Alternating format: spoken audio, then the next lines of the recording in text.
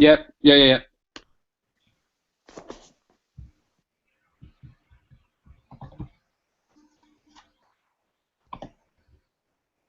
This is the next big pot.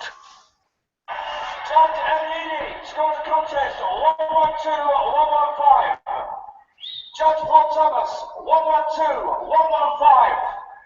Judge Donald Trevor 113-115. The winner. And the new.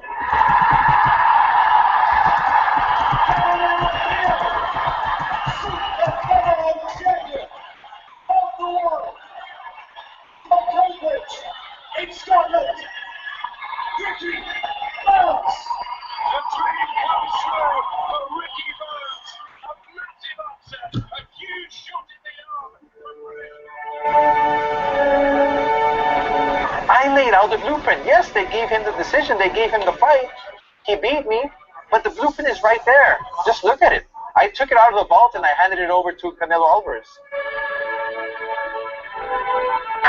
Harrison's the biggest bum inside boxing, and my reaction to David Price after Brett Bowlby calling me out that midget, I'll fight David Price any day of the week. You see, you come from Liverpool, it's personal between me and you. I'm going to do you some serious damn, you big stiff idiot. Okay, alright, next thoughts.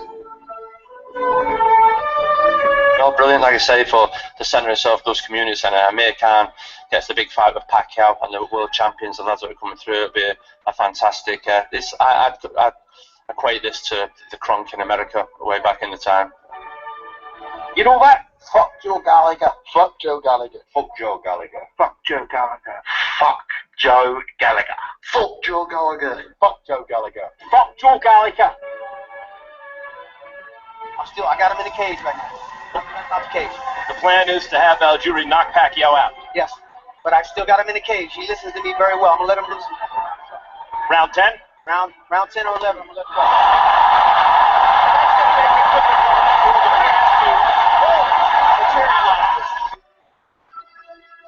Now I only have one other thing to do, and that's to fight Thomas Hearns. And I'm planning on breaking every bone in his body. But what works is they're going to go and chase Leo Santa Cruz. I told them, and I told them on Wednesday, you're not going to get Santa Cruz. Like I told them, you're not going to get Martinez.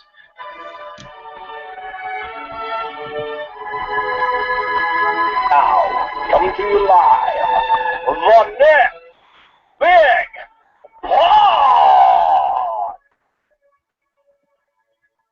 Good evening, everyone, and welcome to the 64th edition of The Next Big Pod, and what will be our biannual review show, where we'll be sort of wrapping up the first 6 months of the year. I don't know if it's exactly, I suppose we're 7 months through the year, it's pretty close, but female listeners will be relieved to know that I'm now back from holiday and back in the driver's seat.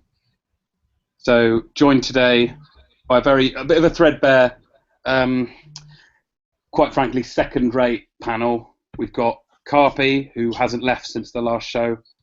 Press Pass Paul David Webb, as he's now known, PD Webb. And Brian is here, lovely Brian, with a haircut. So you can see that when his video flicks on in a minute. I've turned the camera off because I'm trying for a piss, so I'm going to need to run and do a piss. Okay, he's turned the camera off for now, but you'll see his haircut soon. That's the hook for this week's show. And then we might have a couple more jump on in a bit. Dewey's supposed to be on, but I don't know where he's disappeared to. Everyone all right? Not too bad. Thank you. Paul David? He's struggling with his fire door. Press Pass to you. Press Pass, go and fucking send me Chloe's number, you tight bastard. Leave it, Brian. So there's kids cutting out a little bit.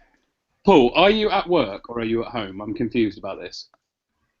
I am at work and I'm still at right, I see. work. At work and unable to leave. And I've just used, but I think. You're fucking sounding shite, you big fucking lanky prick. Are you on the Benson's Wi-Fi? Because your connection's all. Yeah. All right, let's sack Paul off. First casualty of the show. Best pass, does Chloe go ass to mouth? Keeps cutting out. He's pretending he hasn't heard you. He's a politician. Listen to him. I couldn't hear at all. And I've just... Mr. Webb, did your wife go ass to mouth? Sorry, my connection's terrible. Can you say that again? Married.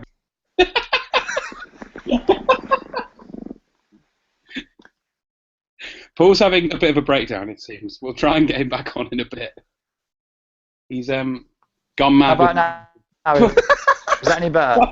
Oh. Stop talking. Your connection's, honestly, it's terrible. Can you hang up and try again when you're closer to a fucking Wi-Fi box? But anyway, if Press Pass will allow it, we'll start off with the Olympics, because obviously a lot's happened since the last show. Christ, the last show was even before Fowler fought, wasn't it, last week? It was the day Fowler fought. But so we would have finished just before he had his fight, right? Yeah, Should we start off? We all stayed on the call. All our streams was at different points, so some of us was cheering the knockdown as it was starting. Yeah, I really enjoyed watching it. I enjoyed your vines. It's the only fight so far where I've stood up and cheered when you know a knockdown's happened or anything like that. But yeah, what are you on about? Let's be real. He was shit, and we've had this debate, but it bears repeating because some of the listeners just don't seem to understand. Our taxes paid for his training. They basically pay his salary. So we are completely entitled to criticise him when he performs as badly as that.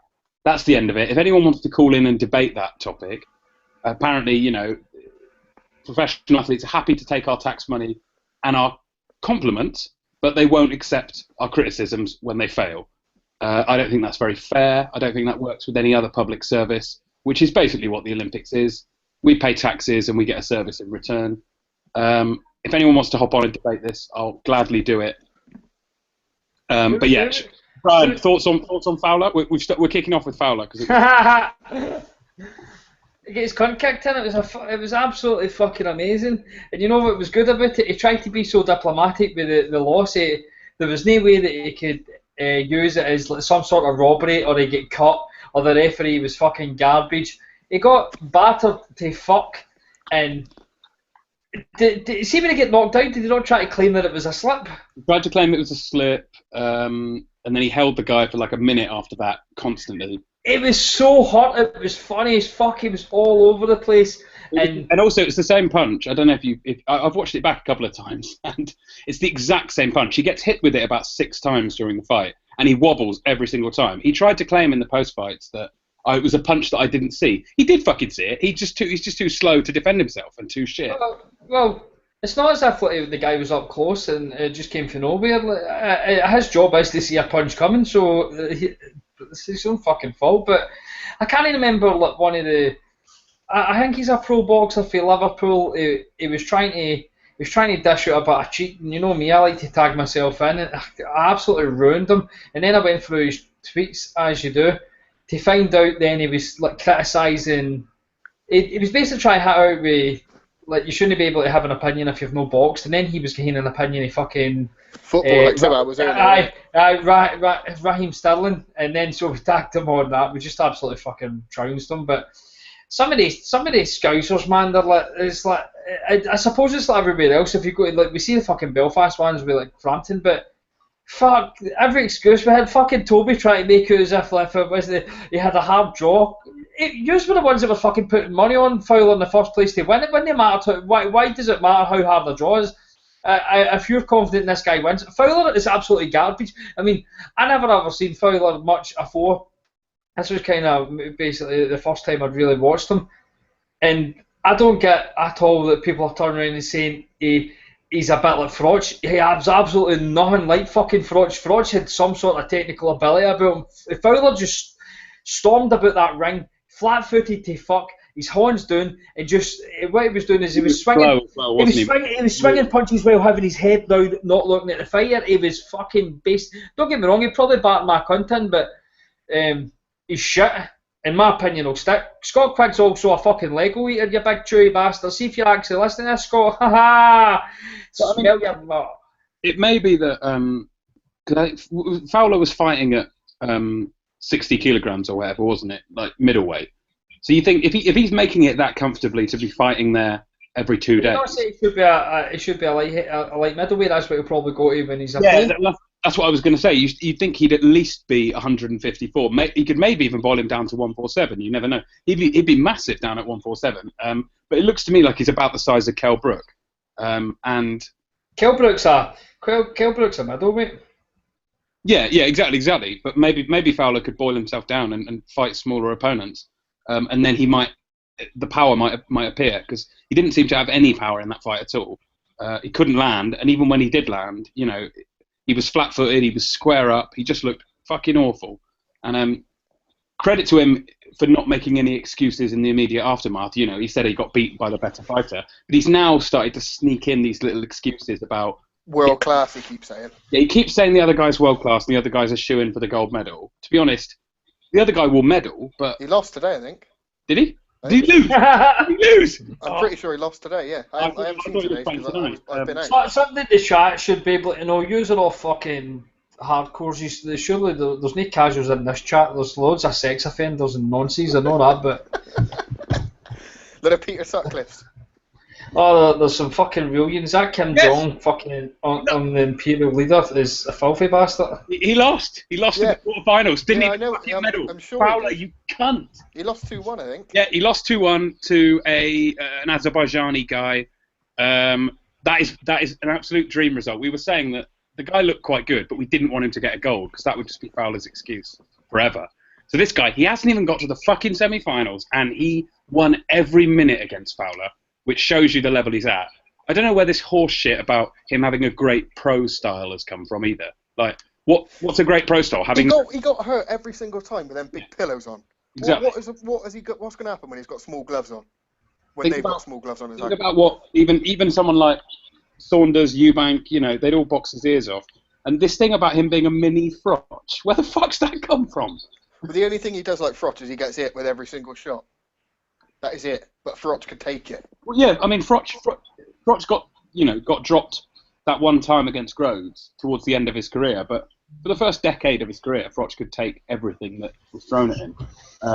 Fowler is already getting wobbled around by, not heavy what weight does it get? Like, oh, good free kick. What weight is it like he was fighting it? I know 60, it's 61 or something, isn't it? 61 kilos? Something like that. I panic when it's not in pounds. I don't know what's going on. So 61 kilos is 134 pound, which is lightweight. You dumb bastard. No, it's he fights at 75 kilograms, which is about 165, right? So I'm telling you right now, yeah. Golovkin could easily have made like that weight category and not been killed in himself, because he's walking into the ring at 170. He only needs to fucking hold off, like rehydrating as much to be able to make that tournament. He could have easily done that. Could you have pictured the fucking Golovkin winning and then get Fowler in the first round? Oh, it'd have been beautiful. It would have been. But then again, we'll probably have Crazy with Sam on here and saying that like, Golovkin fucking knocking out Fowler in the Olympics means how good Golovkin is, you fucking weirdo. We'll go on to him later on. I'm so happy that his opponent didn't win gold, and I feel bad because he seemed like a good fighter, and I've got no personal problem with him, but what I've noticed with the Olympics, I know they're the host nations, Brazil, but they're saying when I watch Olympics, I have never ever in my fucking life noticed any Brazilian in the Olympics until this one. They're fucking everywhere. How do they qualify for? You get home representatives, I think. I don't think you get many, but you get a few. But they're in boxing. I seen earlier on a fucking shot putter, and I seen somebody in like the marathon, like outdoor swimming and stuff like that. I was like, I've never seen a Brazilian in the Olympics. That's what I mean. I'm trying to think what I've seen Brazilians win at before. I've seen Brazilians win the judo before. That's terrible. Sorry, Sam? Your sound's like breaking up. I can hear them absolutely fine. It must be my internet then. I can hear you guys. Sorry. Alright, sorry, I'll shut up now. Can you hear me now?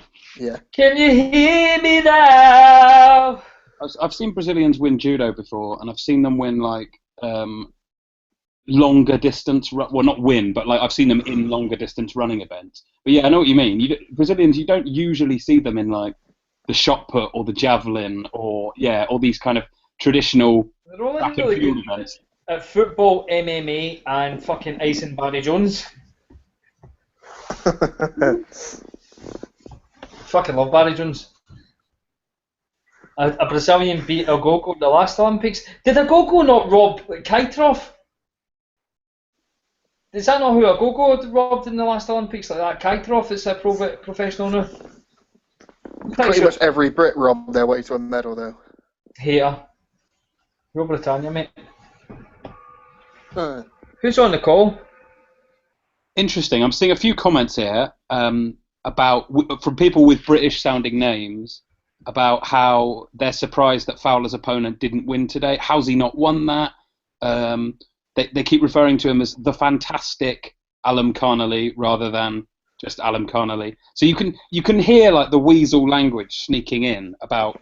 And Hearn will say he lost to one of the best in the world, and he won't bother to ever, dig into the fact that the guy didn't even get to the final eight, the final four even. And yeah, I'm absolutely delighted that this guy hasn't medalled.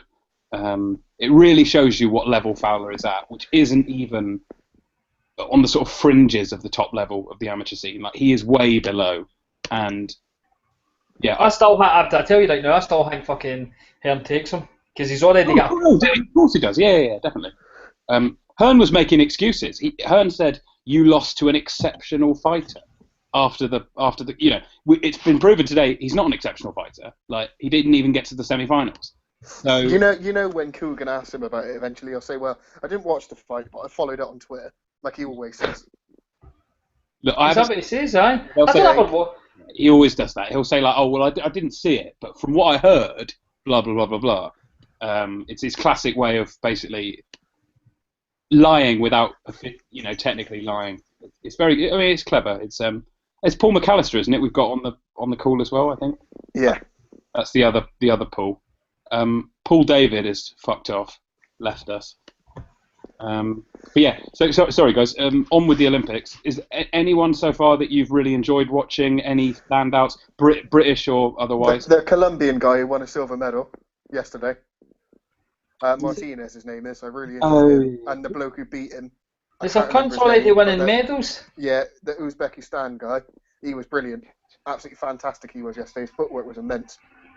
I mean, that Martinez is just to come forward like just a volume puncher, but he got schooled, and everyone else is they've had hell against this Colombian, and the Uzbekistani just took him to school. It was brilliant.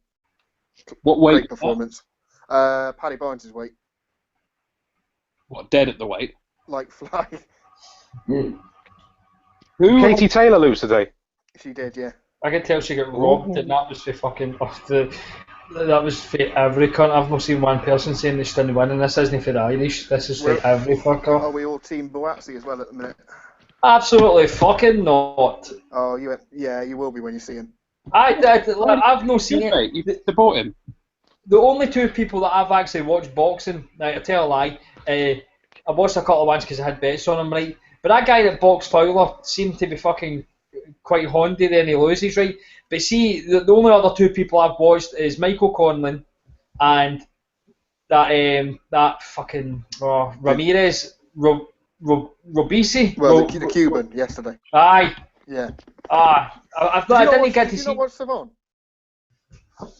I watched a bit of him, but he was boring me, so I turned it off. The guy who beat him's good. That Savon was shit, man. He was lucky to get through one of the fights I was watching. I was like, this guy isn't like his fucking uncle Gaff. But I watched that. I think Conlon and that, is it Robisi? Yeah. The two of them beat fucking. What am I on about, man? I've not even seen that Stevenson, but he nearly got robbed yesterday. That Stevenson. If it went for the ref taking a point off the Brazilian, he would have got beat. And he literally took this Brazilian to school. I was really impressed with. I was really impressed with fucking Conlon though, because like he's more a boxer, but he stood and fucking traded with the guy, and it just shows you that he's got different fucking facets to his game. When are you going to get your green flag out? You fucking love Ireland, don't you? I don't love Ireland, but I clearly like Michael Conlan because I speak to him quite often, and he likes IRA, and he hates the Queen, and he's been on a fucking podcast, so I'm quite clearly going to fucking want to defend him. But he is a really good boxer. You don't win the amount of shit that he's won as an amateur unless you're fucking decent. No, I'll give you that. I enjoyed watching him as well, but... What was Stevenson like? Did he look good? He was good, yeah. Very good. I've never seen him. You know why I didn't watch it? Because I've not watched anything and I don't want to be one of the fucking hipster cunts, right? So I refuse to watch him now just so I can be one of the fannies. Like when he turns pro and all that, I'm like, he's a prick and just not like him in the first place. Aye, up the fucking ra. But I'm not going to be like one of these fuckers that watches them in the Olympics not and try to make it as if I've always known he was good. I'll just be a casual towards Stevenson until Michael fights him in the semis, I think it is, and punches his cunt, and then we can go into Facebook and now Lukey Boxing. Lukey Boxing blocked me, tweeted me yesterday, then fucking blocked me. Oh, fucking weird. He keeps blocking me. I think he wants to fuck me. He wants to hurt me, so he says. Lukey Boxing. Got a heat of hair like fucking... Joe Joyce? The ones that have watched it. What was that, Sam? Did you see Joe Joyce? Yeah. The guy who was fighting was... he just looked like a sort of a guy off the street, didn't he? I read a tweet today from one of the writers in the States who said that one of the best things about the Olympics was that 90% of the fights were pretty evenly matched, as in it wasn't a complete mismatch. But that was the exception, really, wasn't it? I mean... The guy had no business. Was he from the Cape Verde or something? He had absolutely no business in the ring. And after about 30 seconds, you thought, okay, this is pretty dangerous. He could get seriously hurt. I've not enjoyed this Olympics, and I'll tell you why. Tell me why I don't like Mondays. Tell me why I don't like Mondays. It's basically three rounds of 3 minutes, right? And it's went from one extreme to another. Last Olympics, it was top heavy on scoring for fucking just the pure boxers because they were just trying to score punches. Right? This one now is just basically scoring for fuckers that are aggressive, that are just coming forward, even if they're fucking shite and they're not doing nothing in it. I mean, I had money on a fight right at the start of the first round, and Ainsley told me to pick against this German guy because he's absolutely shite. But he won the fucking fight. But for some reason he didn't get it scored to him, and it was because the other guy was kind of more aggressive. It was fucking weird, and they just went from one extreme to another, and I just... Do you mean that heavyweight fight with the German guy? Nah, it might have been The heavyweight one, no? Aye. No? Yeah. Nah, but... Brian, I've just had a notification that Paddy Barnes is trying to call him, so send him a message or something. I don't know if he's trying to listen or if he's actually trying to get on the call. But, why would they message you? No, it came on the Hangouts, the notifications on the phone. It just said Paddy Barnes is calling you. No, it's not. He's trying to listen, and that's what he's doing. He's done that before. But we'll try and get him on if he wants to listen. Right. But yeah, go on. I can't get in it. I go to amateur shows, right, and what you'll get is see the proper talented amateurs. They know how to box, and they don't just kind of just stick there and want to fucking trade with people. And I just feel this Olympics has just turned into fucking Tommy Coyle versus Brandon Rios, where just every cunt's just standing in the middle of the ring and just absolutely fucking hearing it together. And I'm not a snob, but every cunt knows I can't go fucking sit and watching shit like that. Just non-stop. There's been some really good boxing though. I know that, but I've been watching that much shit. You would love that Uzbekistani that beat Martinez yesterday. You would have absolutely loved it, but because you're a hipster, you refuse to watch it. I watched him. The Cubans have been really, really slick. Hit and not get hit. See, I know on the Cubans because I've been watching them fucking in the World Series of Boxing for the last 4 years, and some of them for some reason got to fight in the Golden Gloves, even though it's just Americans. And I've basically watched the Cuban amateur boxing. I know I've got a stream for that, so I've sat and watched some of them.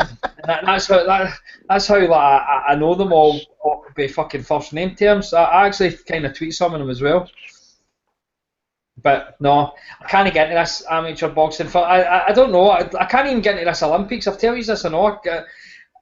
It's all fucked up. It should just every Olympics should be in London. That London 2012 was fucking mega. It was probably because I was fat as fuck and I was off work no well at the time, so I could watch everything. And I sat, without a word of a lie, I was off work like no well, and I sat for about 10 in the morning when it started, red butt material, right to 10 o'clock at night. I was just fucking ordering pizzas and all that and fucking eating like fuck, and I was fat and it was magic. I just had big fuck off titties, and I was getting to watch fucking absolutely everything, and I really enjoyed it. But this Olympics is bipolar as fuck. They've got boxers winning Olympic golds while other boxers are doing a fucking first round. It's just fucked up.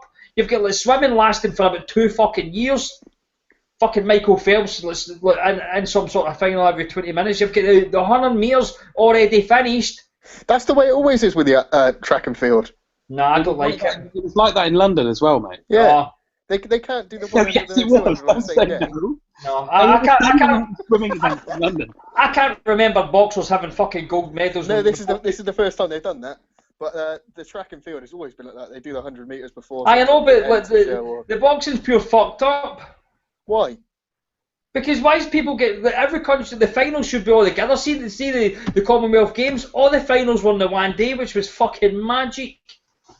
But now this is just all fucking monged, proper monged up.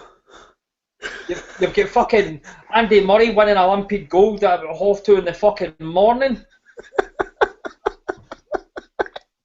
So your problem is with the time zones? That's fucking ridiculous. Not for Brazil, it's not. I mean, look all the pure Real Britannia mob. Fucking Britain's winning all these golds. These fuckers used to own the world, and now they can't even get the Olympics to fucking show times that we like it. They can't like the Brits now. They just laugh at the fucking Brits. Aren't we second in the medal table? Yeah, we are. Pretty good, mate. First, we don't count countries on the juice. Yeah, we've got 16 golds, 16 silvers, and 8 bronze. We've got more medals than China, for fuck's sake, Brian. Well, not more medals total, but we've got more golds. I bet your wife's raging about that, eh? Korea were top 5 for a while, mate. They do really well in the archery and the shooting and all that. North Korea won a gold today. South Korea, yeah, they did. Yeah, I saw that. South Korea are 10th at the moment. They got six golds. Honestly, we finished in the top 5 of medals, I think, at the last 3 games, which is unbelievable when you think about it. And Brian is still finding a way to rage about the situation. This is the goal. Paul, we've got feedback after you. No, who is that? It's Shep, I think. Is it? I haven't got.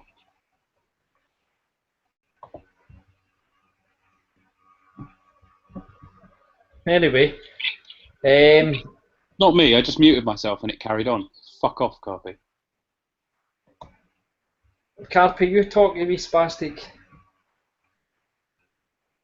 Unmute yourself.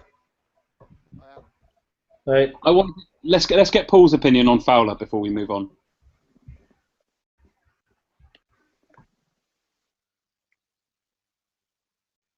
Paul, mate, go for it. Give us both barrels on Fowler.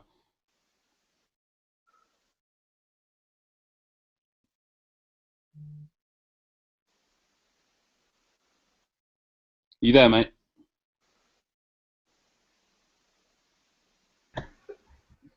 This makes fucking right good fucking listening. Oh dear. Right. Was he talking then? I don't know. He seemed to. I think maybe he. I don't know. Anyway, right. Danny Flexen's a fucking spunk bucket, isn't he? What's he saying? He's getting iced. Somebody's like to Danny Flexen, 2 guys in the same weight is a lot more realistic than a featherweight versus a light middleweight. Come on, man. Depends on the fighters. Kovalev versus Gamboa is more likely than Kovalev versus Stevenson. Brian, Liam Smith tweeted about an hour ago, like, Cotto versus Gamboa, is this a wind-up? And Flexen went, if someone had told you you'd fight Canelo 2 years ago, you would have thought that was just as crazy. And then a load of people have jumped on him and said, him and Canelo were in the same weight class, and he's now trying to say, yeah, well, sometimes people in the same weight class don't fight. He's a fucking idiot, honestly. Paddy is trying to jump on, by the way. Get him on. I'm going to. I'll send him link now. He'll be turning over. Danny Flexen, no. Fucking Danny Flexen. Danny fucking Flexen. He's just doing that thing where he's been caught saying something stupid. Oh, fuck, Chelsea got a penalty, yeah? He's just continuing to dig and dig and dig. Anyway, anyone that's really impressed you, Sam? You mentioned the lad who got a gold last night. Yeah, and anyone else? Yeah, the bloke who won a silver as well, that Martinez. But actually, obviously, I think he's quality. Quite powerful, even with the big pillows on.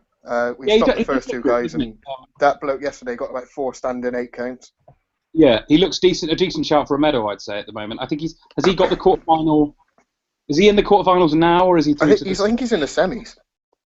I know you're You big head, Casey. What was happening? Fuck on, mate. This Olympics is fucking shit. Are you still over there, aye? I have to say to the end. Do you? You must be absolutely choked for your hole. Choked for the hole? I haven't had drinking. So what's been happening? Nah, I'm just taking away, watch the fights. Well, if you probably heard me, you've heard me saying that I can't really get into it because I feel as if everybody's just wanting to fucking, it's like a square go. Just everybody standing in the middle of the ring, just like wading away. Who's actually impressed you? No one. Nobody? Nah.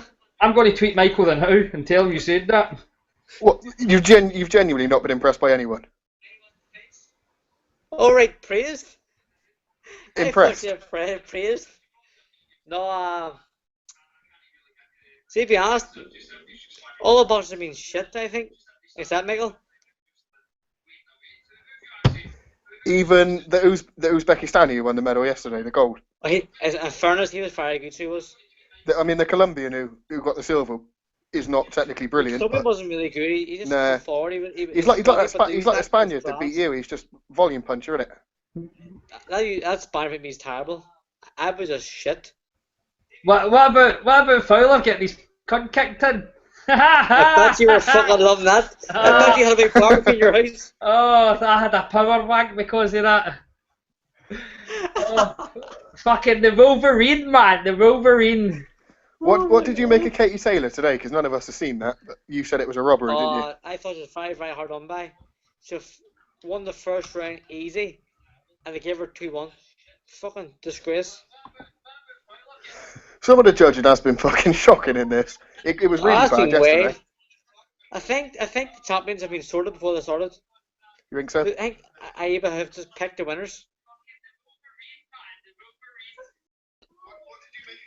So, Paddy, you've not been impressed with the judging then? Because I was going to say, I've felt there have been far less clear robberies than there were in London. I thought the judging in London was a lot more controversial.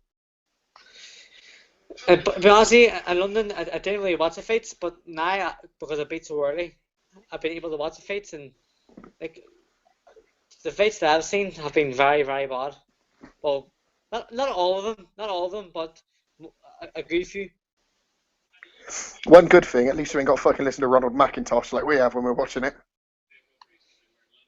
No, one good thing about me is I listen to no one. Yeah, true. So what's going on now? You definitely going pro? I don't know yet, to be honest with you. And if I am, I can't really say it because Paddy Power had the rights to my announcement.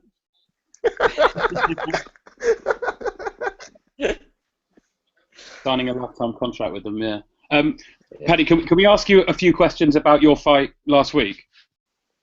Nothing too prying. But I was just wondering, how much did you know about your opponent going into it, the Spanish lad? Sorry, I've forgotten his name off the top of my head. Herrera or something, wasn't it? I sparred him in Azerbaijan before he had qualified, and I've hammered him in sparring.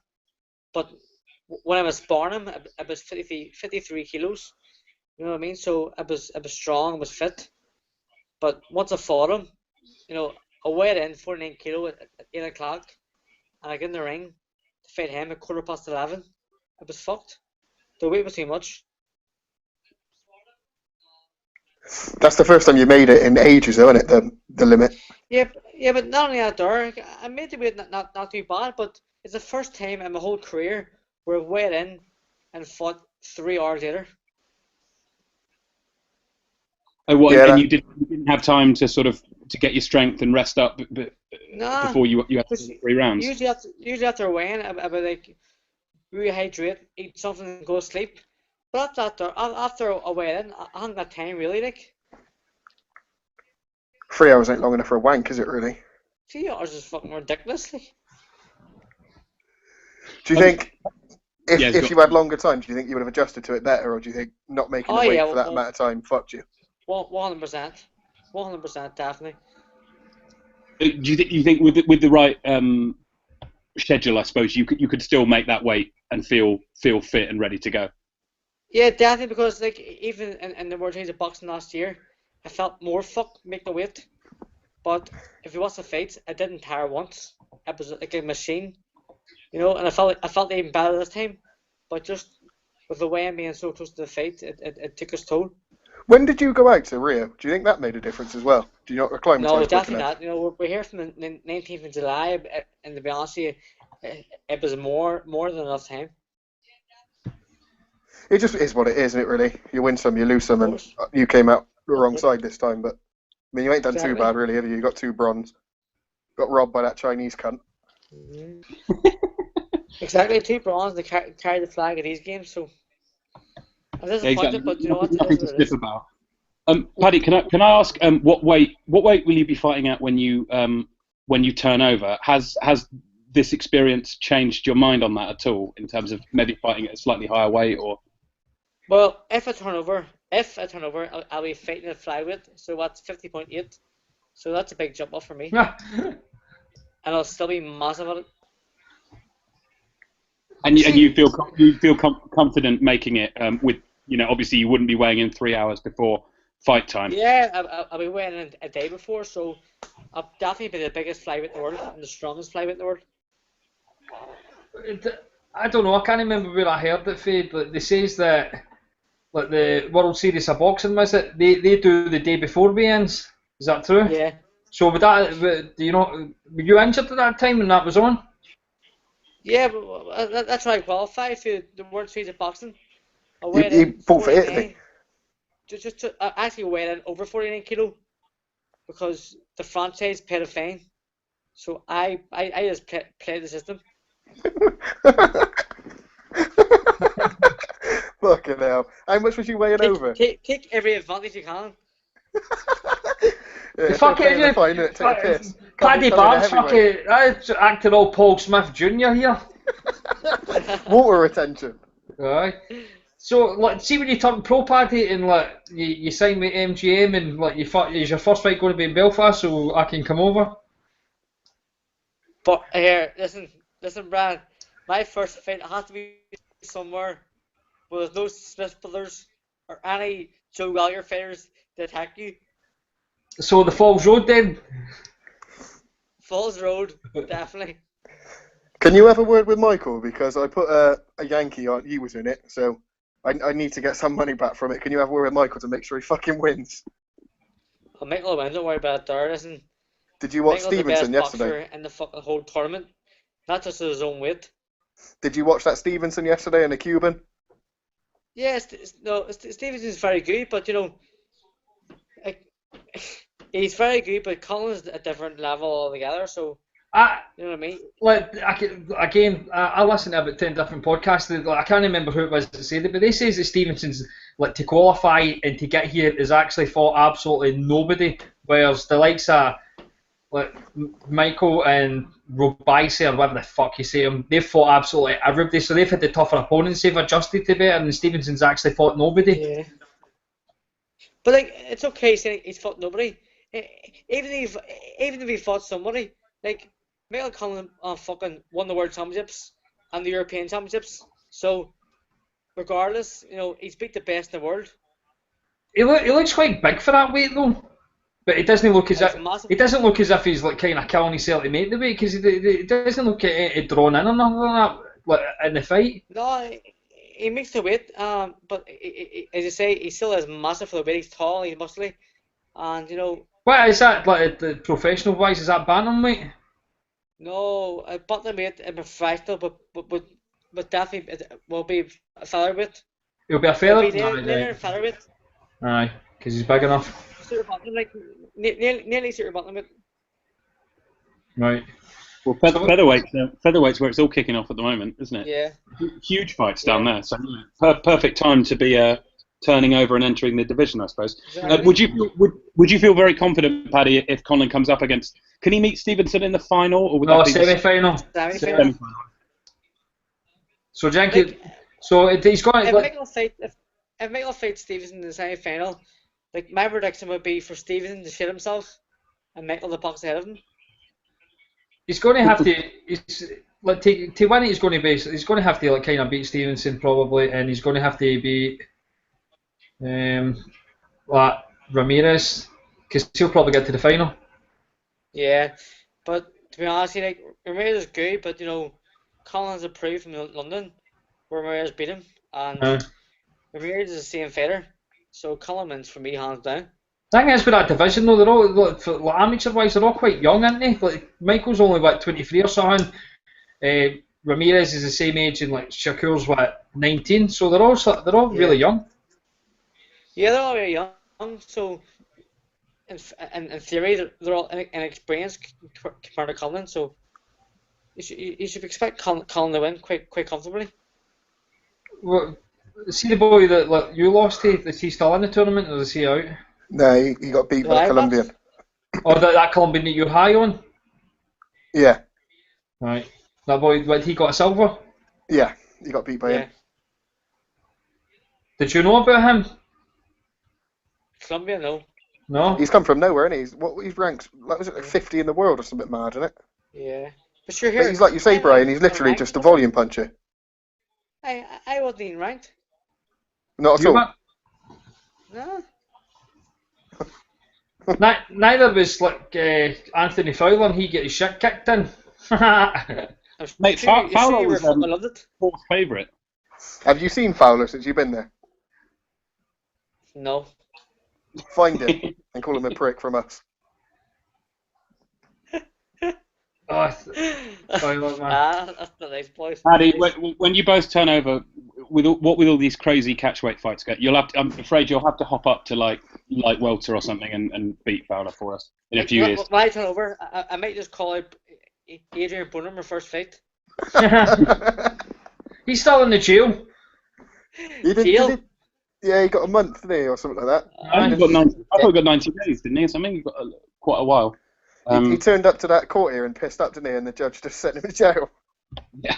That's right, yeah, you're right. Actually, yeah. He was getting off with that as well. Yeah, he was turning up to get off with it, wasn't he? And then turns up drunk, going to jail. Back in 90 days or whatever it was. Yeah, I think it was 3 months, yeah. Paddy, somebody's asking if you've heard anything about what Brendan Dunn's been saying. Who's Brendan Dunn? Bernard Dunn, Brendan Dunn. They're all the same. What did he say? I don't know. He's saying that he's saying that he's slagging the Irish off. I don't know. No, I don't know. I'll go and search it now. So what is happening? When are you going to make your decision? What the fuck you take me off? Bernard, when are you going to make your decision about going pro? As soon as I go home. It's already made, really. You just can't tell us, isn't it? It's all already made. Just this thing's being public. The fucking Paddy power.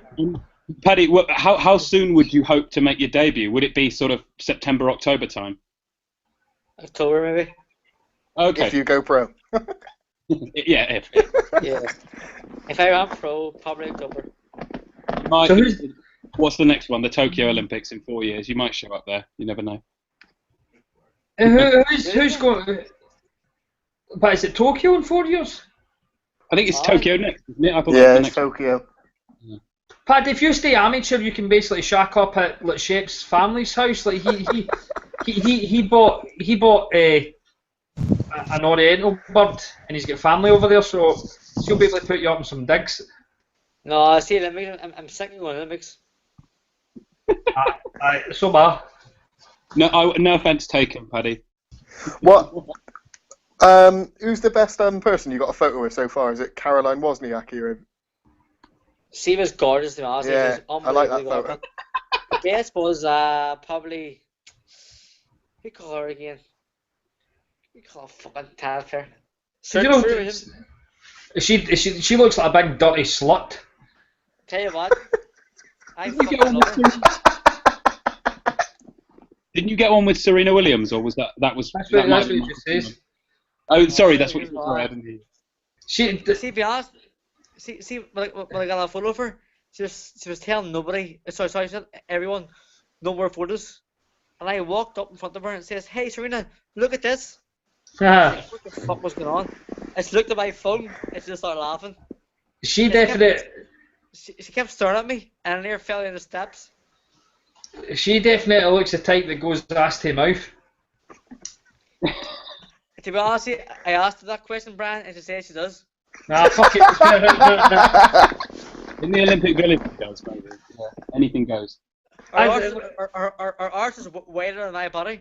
Oh, I would absolutely fucking destroy that. She's the sort of person that would poke you off, wouldn't you? Fucking big slag.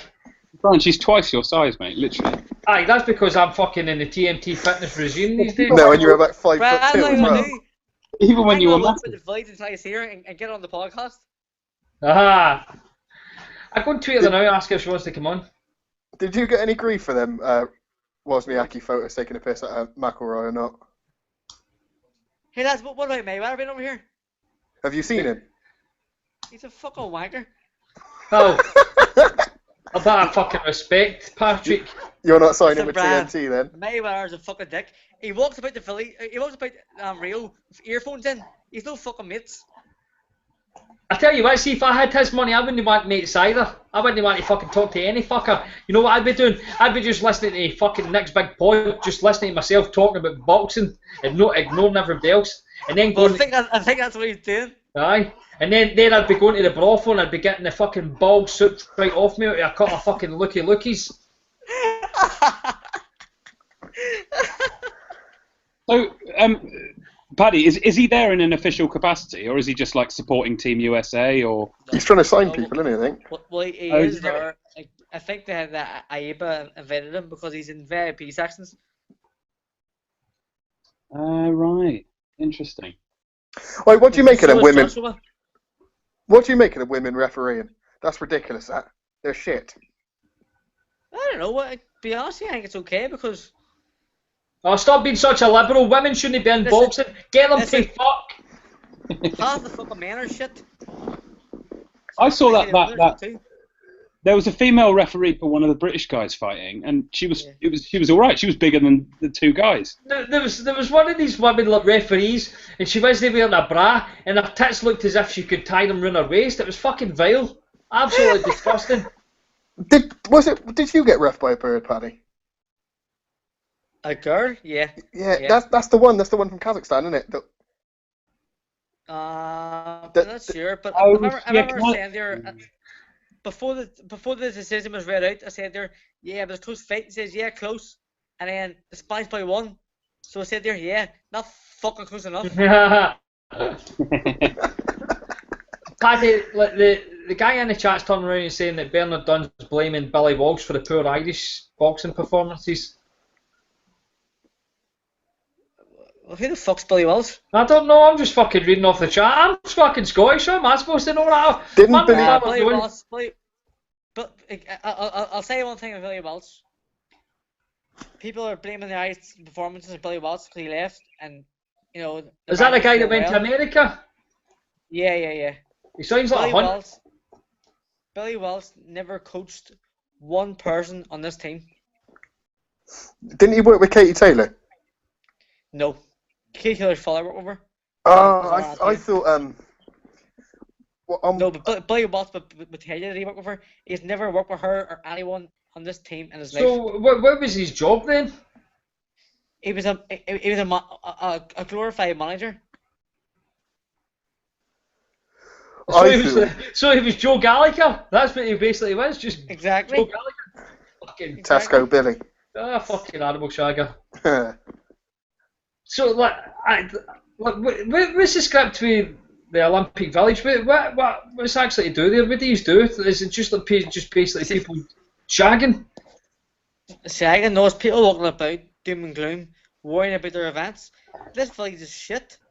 Is Head it? to London and Beijing, I swear to God. You ain't been robbed yet, like some of the other ones have. But there's a My phone's beach. been stolen already, lads. Your Is phone's it? been We've got a stolen. brand new phone. Every Olympic got a brand new Samsung, and mine's is stolen. You know, that's probably fucking Michael that stole that, and he's sending selfies to everybody. He probably fucking did the cunt. Hey, has Michael responded to Joe Gallagher saying he'd like to train him yet?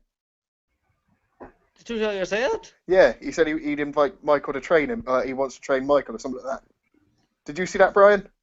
No, Didn't he otherwise, say, like- No, he said something mental, like he'd give him a trial. Yeah, he'd have to make room for him. Give him a and trial? He trains champions. Yeah, Paddy, he literally said that. He was like, yeah, you're if welcome Joe to come Gallagher down for a said trial. you get Mick come to the trial, then Joe Gallagher needs to stay off of fucking drugs. I'll find you the link and I'll tweet it you later on. Remember when fucking Arsene Wenger wanted Ibrahimovic to go on trial at Arsenal and he told me fuck off? That's exactly the same thing.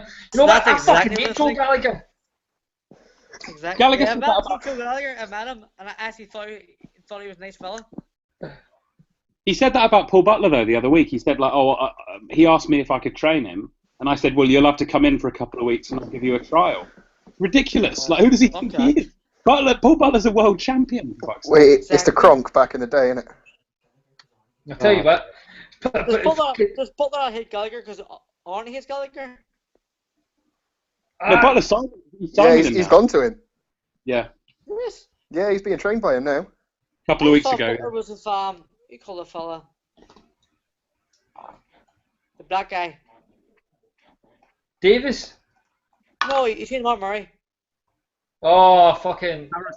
Oh, yeah, Oliver Harrison, yeah. I don't think he was. He's definitely gone to Gallagher though. He's been unveiled. Oh, right. His stable's getting bigger and bigger. Sure he hits him. What's that? Sure, fucking Paul Butler hits him.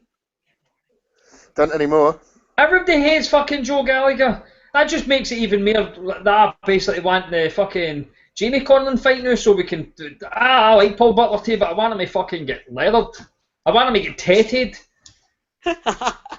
You can't support a Gallagher fighter, exactly. It's why we all want Crawler to lose, even though he's a nice That's guy. it, but Crawler, it just shows how much I hate Joe Gallagher that I want Crawler to lose, even though Crawler's a nice guy. But then again, Crawler's following a steroid, so fuck him, we hope he loses. Come on, Linares! Come on! Paddy, can I ask your opinion on... I like Crawler. I so do I, but he's still taking the juice.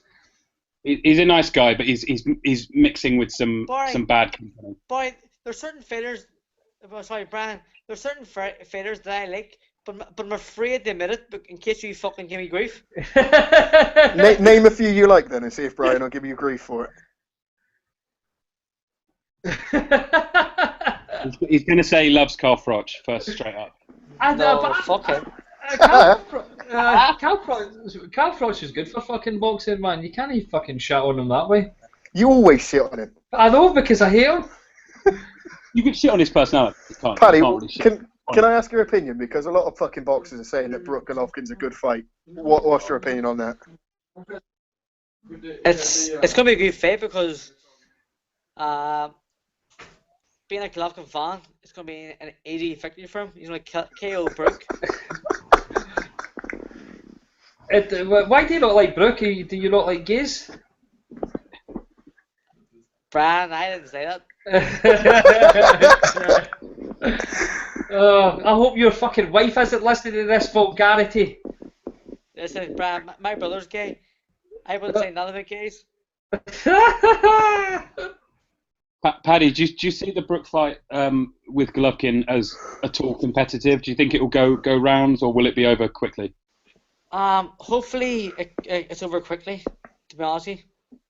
Because, to be honest with you, I would like to see a man take a beating. That's too easy, Paddy. He took one of 4 in Tenerife and nearly lost a leg. Remember he fought Bundu? Was it Bundu he fought? No, it's Gavin fought Bundu. Knocked it with a fucking jab. Oh, that was Sal Devere, something like that. He fucking knocked the guy out. Fuck he was.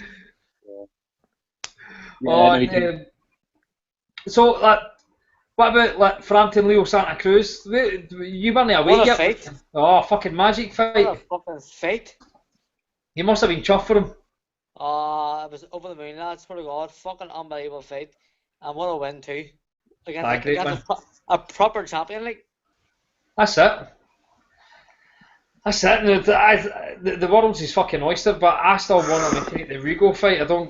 I'm the opinion that he's beatable. That he's at the age now that I think like Cal's got a good chance of beating him, and I would rather him fucking beat Rigo than beat anybody else. I think personally, I think the Lee Selby fight would be. I think it'd be a harder fight than the fucking Rigo fight. Yeah, it's just fucking. Selby's very, very good too. Like, to be honest, I would like to see Frampton fight Mares. I always liked that as a fight, but Mares is going to get fucking. Mares is going to fucking get leathered. Queller's beating him. Have you heard they've announced that today? It's a double bill. I think it might be in October, but it's Mikey Garcia against what's his face? Latikanen, and then it's Mares against Cuellar. They've rescheduled it. I think Cuellar will beat Mares. That's a nice double header. I think that's the Barclays Centre again. But that'll be later this year. Paddy, apparently Santa Cruz has got a rematch clause. I think Frampton's confirmed it. So would you like to see that in Belfast? Do you think, or no? I would love to see it in Vegas. Hey! Yeah, me and Brad gonna rip up Vegas. Oh, fucking carnage, man! Carnage. We're gonna wreck Vegas, Brad. What? Oh, fucking! I love Vegas. Vegas loves me. Do you think Frampton beats an easier second time? What's that? I heard you got arrested last time. I get thrown out of brothel for threatening the prostitute, saying that I was going to slash her. Because she $260 for a blowjob. $260 fucking dollars. I was having none of that.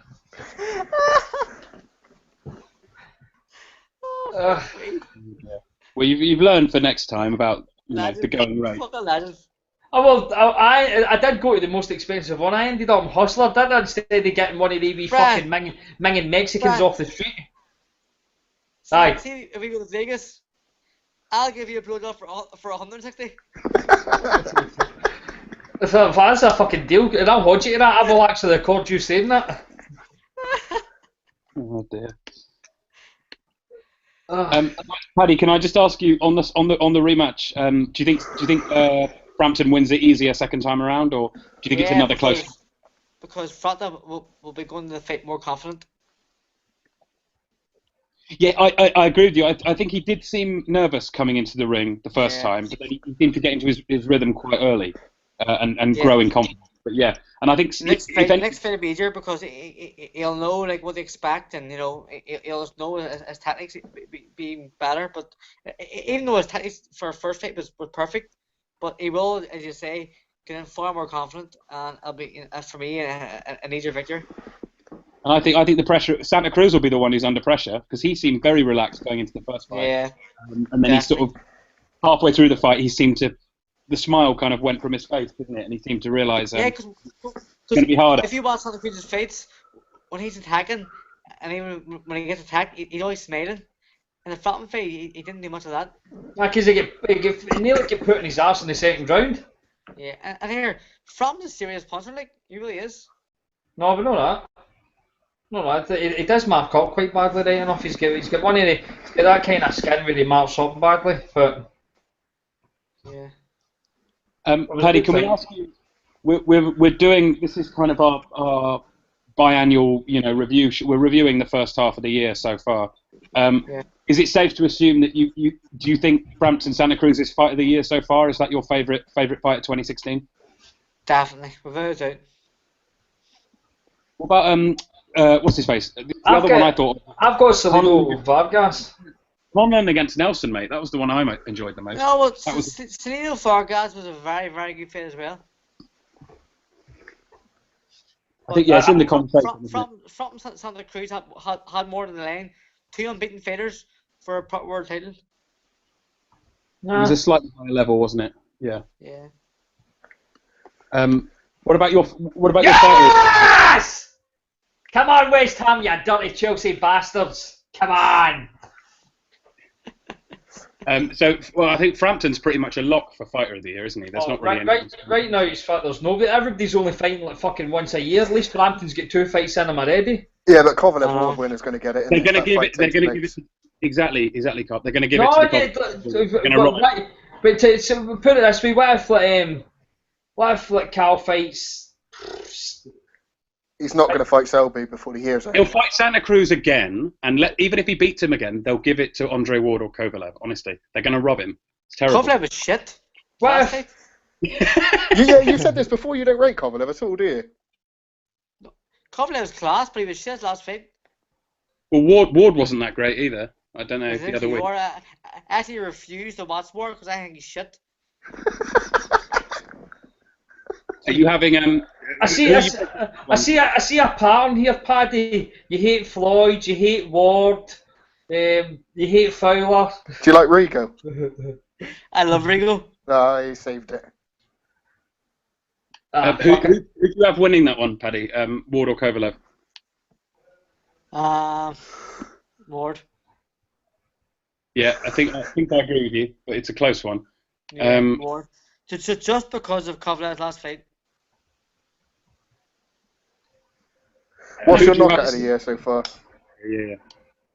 See, I've kind of swung a different way. I was picking Ward, and I think I'm changing to Kovalev now because I think Kovalev's had the better opponents to get him used to Ward, where Ward's fighting fucking bums. I mean, well, that's true as well. Ward fought Paul fucking Smith. Paul fucking Smith. Just let that name roll right off your tongue. Paul fucking Smith. Paul Smith is a fucking 3-time world title challenger. He's a fat bastard. Paul Smith's fatter than me now. That's how bad it is. Paul Smith is actually fatter than me. Paddy won't slag him off because he's signing with Gallagher in about a week's time. and last time with Gallagher, no way. Don't worry about it. Fucking, they'll probably just post my mobile number on Twitter. Oh dear. Cunts. Right, Sam, you had something. You were asking something there. Knockout of the year. Oh. Mine's is... That one from yesterday in the Olympics was pretty good. That Nigerian guy. Nigel Martin or whatever his name was. What was the fight in the Olympics where the guy just folded like a fucking deck chair and That's just what slumped he set his name to, the bloke who got laid out. Is that the guy that just like fell on his face? Yeah, face planted. Yeah. Wasn't knockout of the year for me has got to be Lomachenko. I think Lomachenko. That was brilliant. Big time, yeah. But, yeah, that was good. Against the guy who doesn't really get stopped very often. Not like that, anyway. Yeah. See, the only problem is though that Martinez wasn't the same fighter because like, Ricky Burns absolutely fucking ruined him. Ricky Burns ruined him. You're right. You're fucking not wrong. I'm surprised you're not choosing Ricky Burns to Rocco. Ricky Burns is a three-weight world champion. Oh, you stop fucking flirting with me, Paddy. Ricky Burns. Canelo or not? Canelo was the not against Khan. Hopefully Golovkin Brook will be KO of the year by the end. Oh. Hopefully Golovkin is jailed for murder after he fights Brook. Oh dear. Oh, he'll fucking Golovkin will punch him that hard. I think he's in traction again for his leg. No, I think Golovkin will punch him out hard. Like Brook will speak properly. Oh, get that fucking underbite fixed and just punch his jaw fucking straight. I can't wait. I'm getting down to that. I'm fucking getting down to that. I'm going to watch some gay bashing in the ring. Are you going? Are you? I'm going. You want to go to the West Ham game with me? We're going to fucking start a fight and get to them. Fuck West Ham. Exactly. I'm going to go down that Green Street and fucking have some. No, you're not. No, definitely not. You're going to hide behind Leon. I'm going to be like Leon says he's going to get his snobby seats for that. I'm going to be getting in there on my best behaviour. I might even wear a bow tie just to look like a prick. I'll be at a pub. Mm. Well, what other questions is there? Right, we've got a few questions. The first one is: do we think Spence is going to stop Bundu at the weekend? Yeah. Never been stopped before. Ryan, what do you think? Oh, Bundu's getting leathered. Like, Thurman should have stopped him for some reason after putting him on his arse. He just started boxing instead. Like, I don't even, you know how like people say like Bundu's tough. Do we really know? All we've seen is him batter Lee Purdy, who's absolutely shite. I mind that. Oh, how funny was that? Lee Purdy is actually shite. And then he beat Frankie Gavin, but Frankie Gavin was folded like a deck chair, but he still made it up and fucking made it a competitive fight. And he lost 12 rounds against Thurman, so we don't know whether he's. Well, I think if you go, when did his career start? He's 40 years old. Yeah, I know, but he's gone over a decade, never been stopped. So I think he's got a good chin. But I agree with you. I think if Spence doesn't stop him, I'd be surprised. I agree with that. Paddy, are you high on Errol Spence at all? Yeah, I think Spence is a very, very good boxer. But the difference with kind of Spence and Thurman, like Thurman's got that kind of one-punch knockout power, but I think Spence is like maybe a finisher, whereas if as soon as he sees somebody hurt, he'll just fucking go at them. Yeah. He's a really good finisher. I tell you what, see these Olympic games, there's a boxer from America, 60 kilo. He lost. Carlos Banderas. I've seen a few people talking about him today. He's fucking class. So class as in like Ricky Burns class or no way, he's not that league yet. Of course. Class is in Paddy Warner's class. Oh, that's fucking high esteem. It's high esteem. It's high esteem, like. But see, I don't know if they've asked you. See, after you kind of lost, did you get a lot of support? Aye. Yeah, loads. That support and that is dicks as well, like. There always is. But here, you know what I mean? In this world, there will always be dicks. Well, I'm a dick. Because so am I. I'm one of the biggest. You're always going to get like fucking like bams. I mean, I think people appreciate boxers who can give and take, don't they? Of course. It's probably why Kell Brooks had. And I'm an example of that. No, I give it all the time, so I have to expect to take it.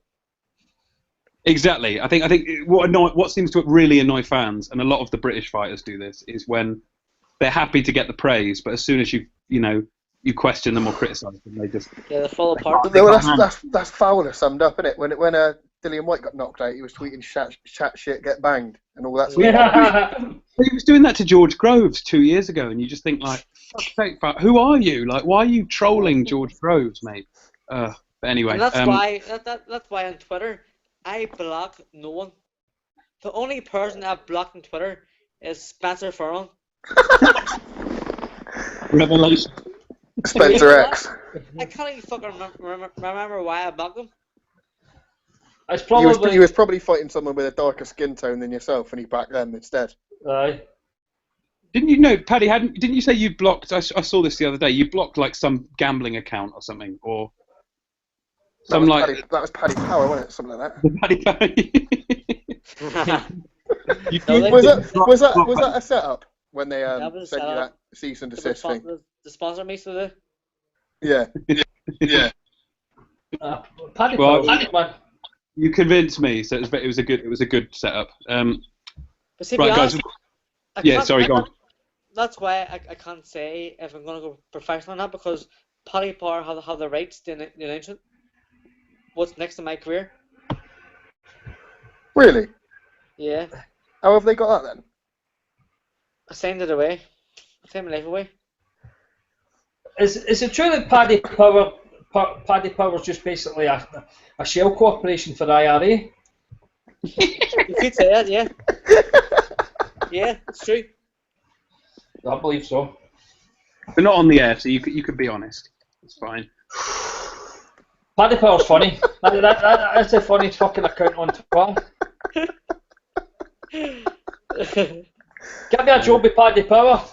You want a job at fact- MGM, you prick? Aye, That's so what you want, innit? Paddy, remember fucking sort me out for Marbella. I'll go over and I'll do. So what you want? You want a job in Slantia, a Marbella, and you want a job in Paddy Power? Aye, so basically what I'll do is I'll work in the fucking that restaurant during the day, and I'll work in like Paddy Power, like Marbella bookies like during the day, then I'll go and work in the fucking bar at night. I'm sorted. I've watched Cocktail, I know what Tom Cruise was getting up to. Tom Cruise was fucking drowning in pussy because he was a barman. That's why And see if I was over there working in Marbella, I would be going through the fucking locals like Ted Bundy on acid. Yeah. Right. Oh, fuck me. It's taking a dark tone now, isn't it? Alex has jumped on the call. Got you in dark. I jumped on and I had fucking that sort of mess. What the fuck are you talking about? Literally, I've just logged on the call and heard Ted Bundy. Sums up the Lads, podcast. tell me this. What happens if I turn pro and fight about 10 bombs? He's going to give me stick? You will get Yeah. slagged, yeah. Yeah, Yeah. we'll slag you off. Yeah, No, fair enough. absolutely. Yeah. If you go with her and that's it. No, if you go with Warren, we'll give you a bit of leeway, but I won't. Yeah, Paul won't. He's a prick though. He's a lanky spastic. Yeah, no one tell me likes this, Paul. okay. Who you think do you think would be a credible debut opponent? It Well, depends. I have to Doesn't put it? this on the spot. Mark was saying you want to fight for a British title on your debut or an Irish title on your the debut. world title. Oh, I'd fuck the British title. I don't want to be British champion. I want to be European and world champion. We could just do what Loma did then, fight a top 15 guy and then get something after that. That's got to be the best route to do it. So fight Selby first. Fight Charlie Edwards if he beats that Casemiro, which he won't do. Just fight Pigface anyway. Fight the loser of that one. Yeah, fight the loser of Edwards Casemiro. If you beat Charlie Edwards, you'll go down as a hero. He's a horrible little cunt, that kid. A hero in the screw shop. Just beat Charlie Edwards and then you can retire, happy man. He needs to be put down. That little rat face prick. If I go pro, as soon as I go pro, I'm gonna call out fucking Ricky Burns. What a goal! That's a goal. That'll be difficult for Brian. That will. Like watching two family members. You'll be an enemy of this pod if you do that. I'm looking at the rankings. What about someone like Kevin Satchel as a debut opponent? He's fighting Selby, isn't he? That'll be a perfect opponent. For that, they would he? Yeah, perfect. It's a winnable fight. That would make a statement. Yeah. I'll tell you what, the top 15 at flyweights, they're pretty good. There's a lot of good fighters in there. It's not Good like fighters? I mean, there's a lot of good fighters in the top 15 actually. Fuck that. I'm going to Superfly again. Yeah, go up to Superfly. And Gonzalez go back to Superfly now. Better make it banter. Chocolate Tips has gone up to Superfly, hasn't he? Yeah, he's fighting Quadras. Gonzalez. Yeah, that's my some fight. We're going to go up to Bantam now. Gonzalez is there. I'd be built on the lightweight. No, that means the lineal champion at flyweight is going to be vacant, so Paddy can fight for that on his first. Yeah. In his fight against Paddy- this Estrada. And then he's got to fight Tony Bellew. I would love to fight. Well, it's okay me calm Federate now. I fucking lost to some dickhead from Spain, so I've no right to call out nobody.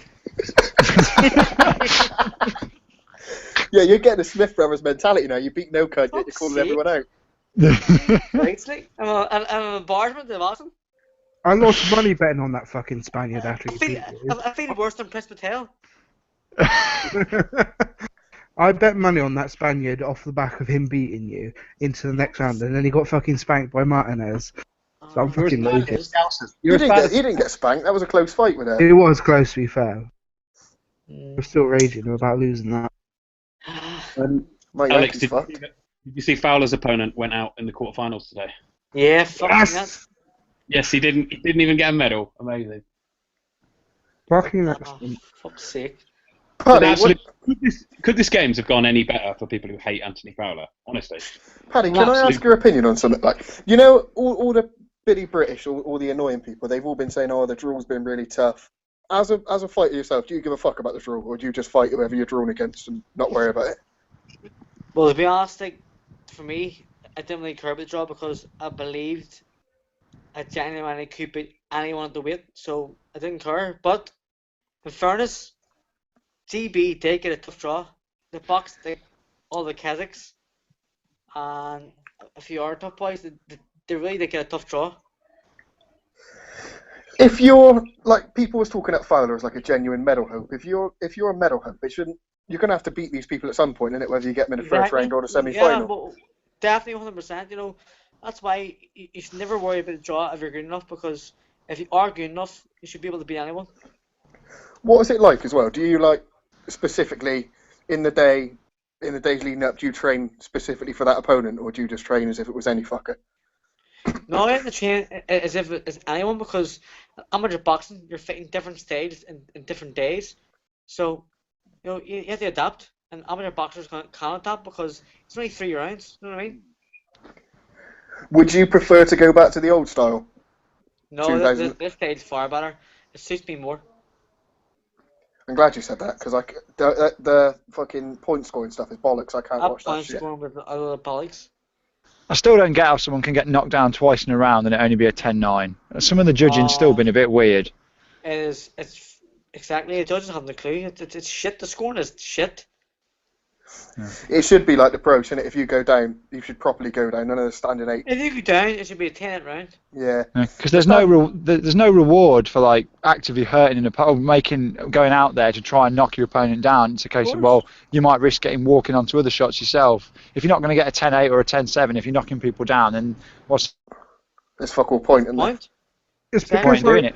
It's because IABA are too concerned with the fucking bureaucracy and like the naming of things. You can't call it amateur boxing anymore. It has to be IABA professional boxing. Yeah. And all this sort of ridiculous shit. They're spending money actively chasing shit this day. You can't call them fighters. You've got to call them boxers. You know, they actually penalise people for this sort of shit. And they're wasting money on this when they should be sorting out the fucking judging and the fucking way the fights are actually, you know, analysed. Paddy, why don't you hit that little chink doctor that's in charge of it? What doctor? Do you know that it's the little chink doctor in it who's in charge of it? Don't say it again. Yeah, knock him out if you see him. Just give him a slap. Huh? At this minute, I think he's a cunt. Go hit him then.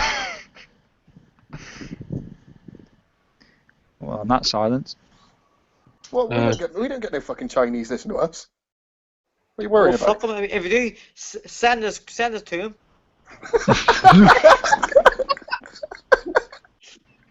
Hear that if you're listening. And here, no, who's the biggest cunt? The English referee, Mick Bassey. What's he done? Yeah. He's just a cunt. I like some of the girl refs though. They're quite fun. Another thing, Paddy, would you prefer the Olympics? The girl referee who refereed my fight? Yeah, she was. If that's the same girl who in 2009 that I kicked the gloves at. If you can remember that. I know it's hard because you've got to fight like 4 or 5 times in a week or so, but would you prefer to do it over 5 rounds as opposed to 3, like in a WSOB or not? Yeah, 5 rounds is far better because, like, I'm always the fittest boxer at my weight, so, you know what I mean? For me, it's far better. But it has to be a day before weigh-in. Yeah, that's true. Because weighing in 3 hours before the fight is amateur. Do you think that was a mistake of this tournament? Like, with no boxer in their careers have done this at a major tournament, and they're bringing it out for the big games. It's fucking ridiculous. Hopefully it won't happen again then. Do you reckon it's affected the quality? Well, it's definitely affected you. To be honest, I wouldn't give a fuck if it happened again because I won't be amateur anymore anyway. You never know, you might be. Paddy Power ain't decided yet. No. Here, I quit or I'll do what I want. Paddy Power will drop you. Fuck Paddy Power. If Paddy Park announced something that I'm a jockey, you know what I mean? You should know. What you should do is turn. You laugh, but that's up there. You should just turn can they over and have genuinely- like William Hill as a sponsor or something, just to rub them up. Can they genuinely do what they want with you? For me to be a jockey, it's a genuine. It's a genuine fucking what can I say? What, they've actually got that as an option for you? Choice. No, for me myself.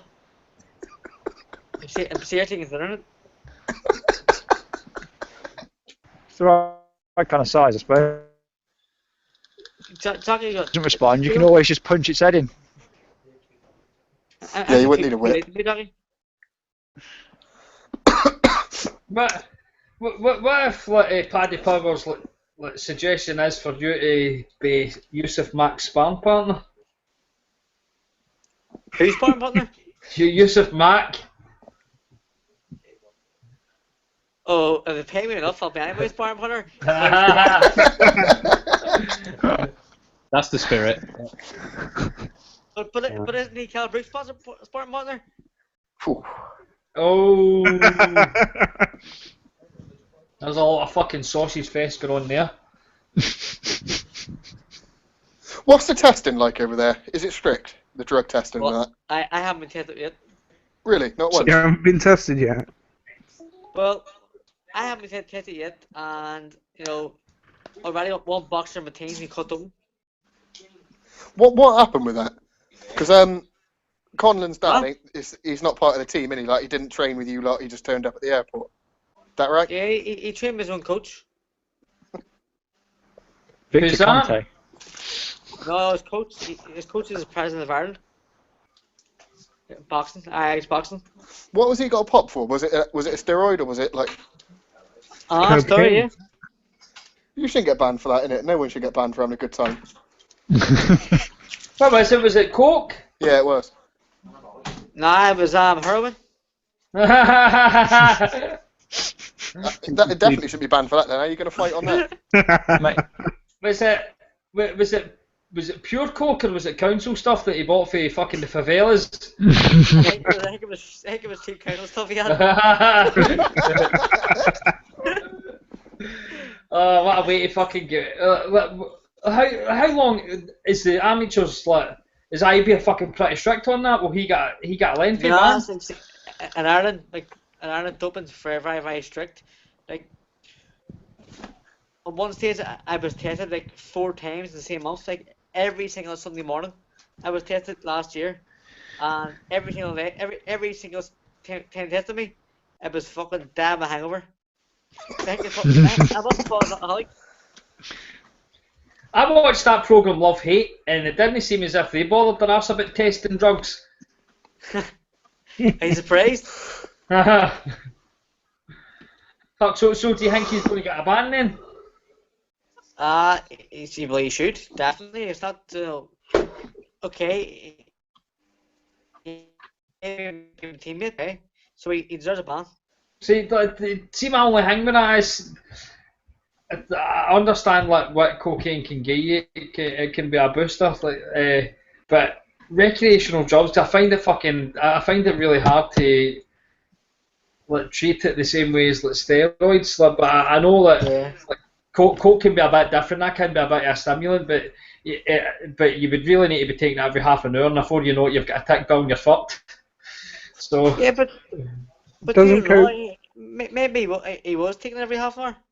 That's true. Rubbing it in his gums and all that, and fucking putting it in his belly. Rather than his arsehole. Gets to the bloodstream quicker, doesn't it? I done that with a bird. I rubbed a quarter off a bird's fanny and fucking munched away to it like Pac-Man. I couldn't feel my face for about 2 hours. They were good times, eh? They were good times. Oh god.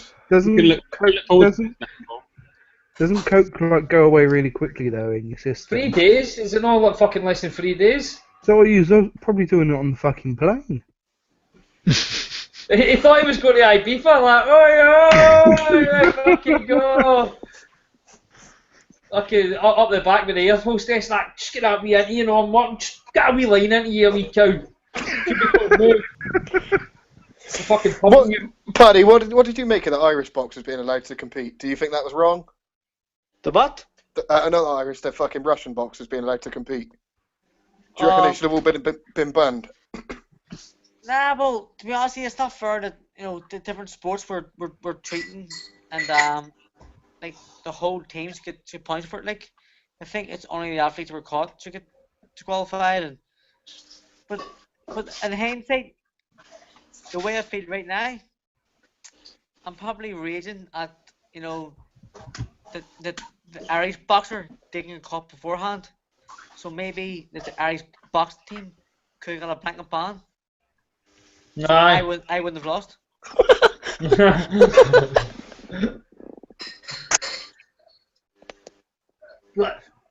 When did he test positive? Well, he must have tested months ago, but obviously had a backlog of tests, and it was only like before the game started. Like, so he's basically where is it? He's from? It's south of Ireland somewhere. Right. So he's probably been at fucking Temple Bar or something like that. And like somebody's like, alright, wee man, are you looking for some Charlie? And like, aye, man, looking for some Charlie here. Here's €100 for a fucking Grammar Council. Right, not a problem. Not a problem. Fucking puts it into 2 lines because he's not a greedy bastard. Wolves him down. Next thing you know, fucking the testers are at his door the next morning, and he's got an IV drip up the stair like Lance Armstrong trying to get all the shit out of his system. His dad's doing the stair making them all a fry up and all that. He'll be doing the stair shortly. Didn't work. Didn't fucking work. Well, let's see. See the Olympic Village. Can you just fucking? Is there like security and all that about there, or do you just have to allow to just ransack the place? No, security. There's fucking there's army everywhere, but the village we can't. Is there? So you couldn't like just basically fucking sneak in somewhere and just knife fucking some cunt and then just walk up the road as if nothing happened. So what you're saying to me is you want to sneak in and knife Fowler? You're caught, Brad. You're caught. No, I don't want to knife Fowler because he's already do it. I want fucking that Batchway or whatever you call him knifed so they can't win a medal. Oh. I want no Brits can hear me now. Nothing, absolutely fucking nothing. Because I want to see Eddie Hearn trying to promote some cunt that's fucking done nothing in their life. Well, Floyd's going to get that Buatsi anyway. See, if you want to do a bet on the games in boxing, you should back the French 60-kilo girl for gold, right? And the France 91 plus for gold. The Yoko fella. Yeah. He's fighting that what's his name? That was it, the Jordanian guy or something who got a complete robbery in the last round. Yeah. He's gonna absolutely destroy him. I'm not fucking putting money on any French person. They quit more than Victor Ortiz. They've been good this year. Listen. They're gonna win because it's fucking. They're gonna win. I can't say why, but they'll win. So it's already preordained that there's. Yes, I believe this. Oh dear. Massive conspiracy. So we're going to get all French boxers banned at the next Olympics. Oh. No, not that far. But that's a guarantee you. It'll happen. Have we got Mark? That Mark? Yeah. I know you're there. I clicked on. I was more clicking on to listen, and I just didn't even realise Paddy was on there for a little while. How's the farm, Paddy? Hey, Mark, what's happening? Are you quitting now? Are you completely finished now with the amateurs, or have you announced it yet, or are you just going to wait until? To be honest, I really can't say. I really don't know, Mark. To be honest. Alright. At the minute, I'm just fed up. I'd say you're bored out of your mind. You're out there ages now, aren't you? Fucking too long, and to be honest, there's fuck all to do. Make your decision. Make it live on air here. We can promote it. Signing with Gallagher. We didn't talk about it, Alex. It's not Paddy's decision. Paddy Power got the final say. Paddy Power would say that. Joe Gallagher has offered Paddy the chance to go and train with him for a couple of weeks and see if Joe Gallagher is prepared to take him on. Right? To be honest, if I was going to Joe Gallagher, I would give him a trial first. But he's like, it's like the Kronk over there. Paddy, you know what you should do? Like, you should ask like Joe Gallagher if he could maybe fucking train you for a couple of weeks to see if the two of yous click. And the first day he comes over here, hit him in the head with a hammer. What's that? Yeah, if you kill Gallagher, you get legendary status. Oh man, I'd fucking suck your balls until I take a stroke. Yeah, your career plan needs to be: you kill Joe Gallagher, smash a pig face, and beat up that chink. That's the third time you said that. I don't care. I'll say it again. Calm down, Tom. You'll just get fucking nice like Tom as well then if you keep up that. Right, carry on, Mark. No, I was just more listening in, really. It was I'd say Paddy's just bored out of his mind out there now. He's taking selfies with everyone in the fucking bleeding camp. Rory McIlroy's not going to send a fucking private plane to pick him up. I don't think he's going to get the caddy job for him either. So tough times at the moment, but hopefully he turns pro soon, and we've a Belfast trip to look forward to. You were dying to get back over, Brian, aren't you? Oh, I'm dying for it. You can't fucking go to Manchester anymore, that's for sure. No, that's right. See, that's your problem, Paddy. Like you and Michael, like yous have settled down with fucking birds and wains and all that. See, if you were single over there, man, you could have been fucking trying to find the cure of AIDS by just pumping everything. But you couldn't. I'd be up that favela fucking fighting. I'd be like Denzel Washington out of That Man on Fire. I'd just be going about with an AK, just fucking shooting anything. Ryan, you would have been that what was he from, Namibia or something? The Namibian lad who got sent home 2 days in for raping someone. That would have been you. No, he was Moroccan. Oh, he was Moroccan. There was two, wasn't it? I thought there was two. No? Stop trying to talk down the Namibians. They're fucking alright guys. Oh, you fucking racist. Sort it out. I can tell you one thing, it wouldn't have been me because I wouldn't have get caught. Paddy, have you seen Mayweather out there? I've seen he flew out there the other day. I'm raging because I want to see him to fucking torture him. Is he ducking you, mate? I heard he's got a next big pod t-shirt on. Surely you'll be watching Stevenson now when he's back out. I'd say because they're all keeping an eye on him. So I'd say like you'll be there anyway for his fight. So you'll probably bump into him eventually. Well, there's rumours he's looking at Boatsy. Hopefully, imagine if he signed Fowler. Imagine how amazing that would be. Fuck me. I'd have to support Fowler. Fowler TMT. Imagine Fowler with his with a TMT shirt with like the Liverpool crest in it. That would be so funny. Oh my god. Ah, fuck's sake. 49-0. Floyd at Anfield. Amazing. Like see when you like got a picture with like Rory's ex-woman, did you say anything about Rory? Like Rory's no. Rory's a scab bastard. See the open ceremony? We're all like in a holding camp, so all the countries there, and I was looking for Denmark. So I had a plan in my head that I want to go and see her and get her to kiss me on the cheek so we can send the Rory. But there's just too much people.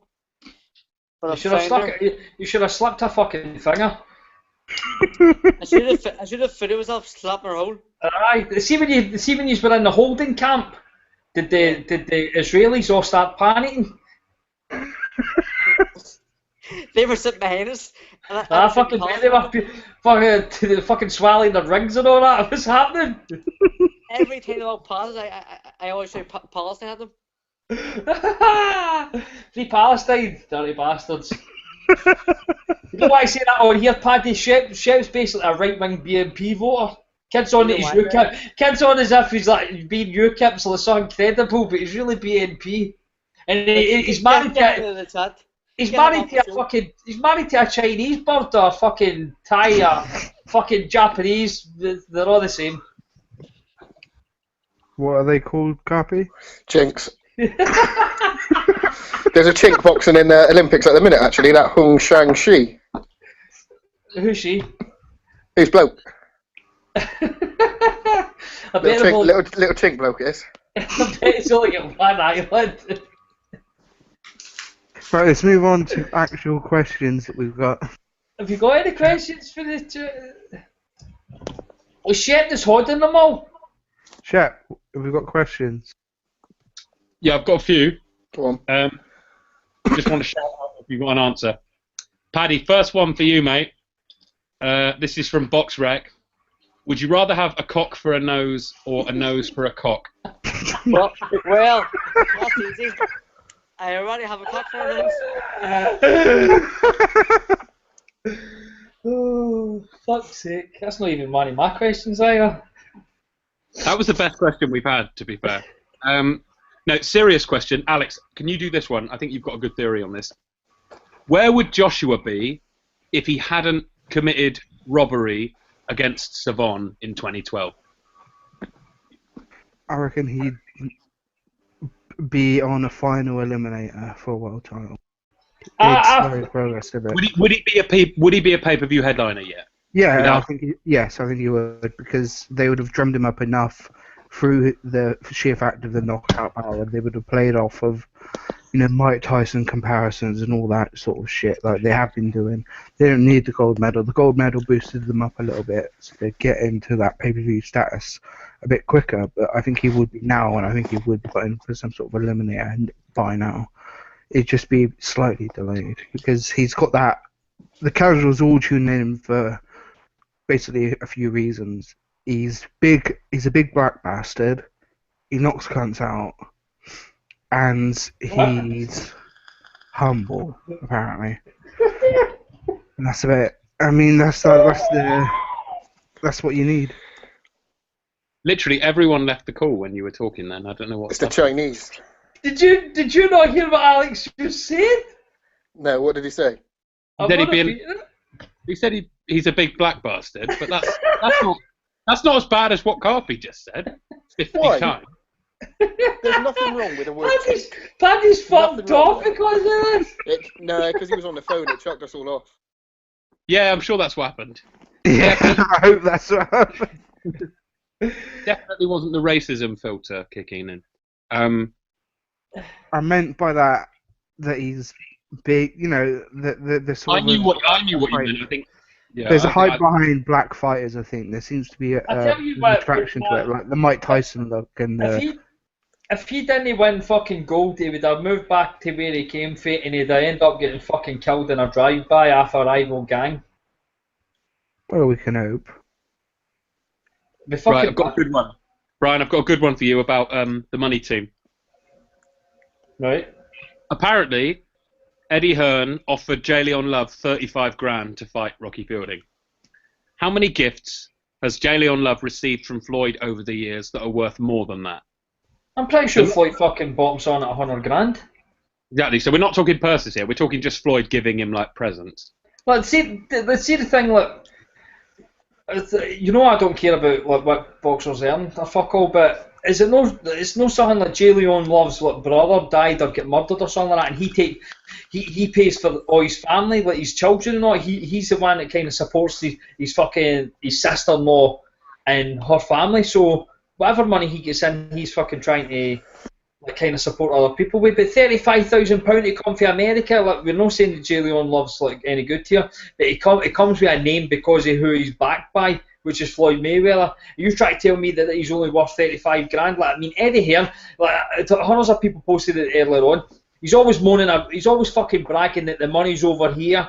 The money's over here. Everybody wants to come over here and fight. Then offer shit like that clearly nobody's going to offer. The White Rhino got like half of that for a co-main. Hearn does not pay fucking good money. He is a cockney bastard. 35 grand is shite, isn't it? Let's be honest. And I'm not a J. Leon Love. 35 grand's fuck all when you like, they'll get taxed UK, so that'll be like 40. No, they'll not get the high tax, but you're talking like it'll be about 25%, wouldn't it? 25%. Then he has to pay his trainer and all that. He has to pay Floyd too, as his fucking promoter, and he'll be left with basically left with fucking enough money to like buy a 9 bar of Coke or something like that. Take home about $20,000. Less than that, I reckon. Maybe less, yeah, which is absolutely fuck all for a fight that he may well lose. And say what you want about J. Leon Love, but he's headlined in. I don't rate him at all, but he has headlined a lot of shows. Further proof that Hearn He's got short arms and deep pockets. We know he's got money from the fucking Joshua shows that he keeps putting on, and the fucking how much money did Froch fucking Groves 2 make?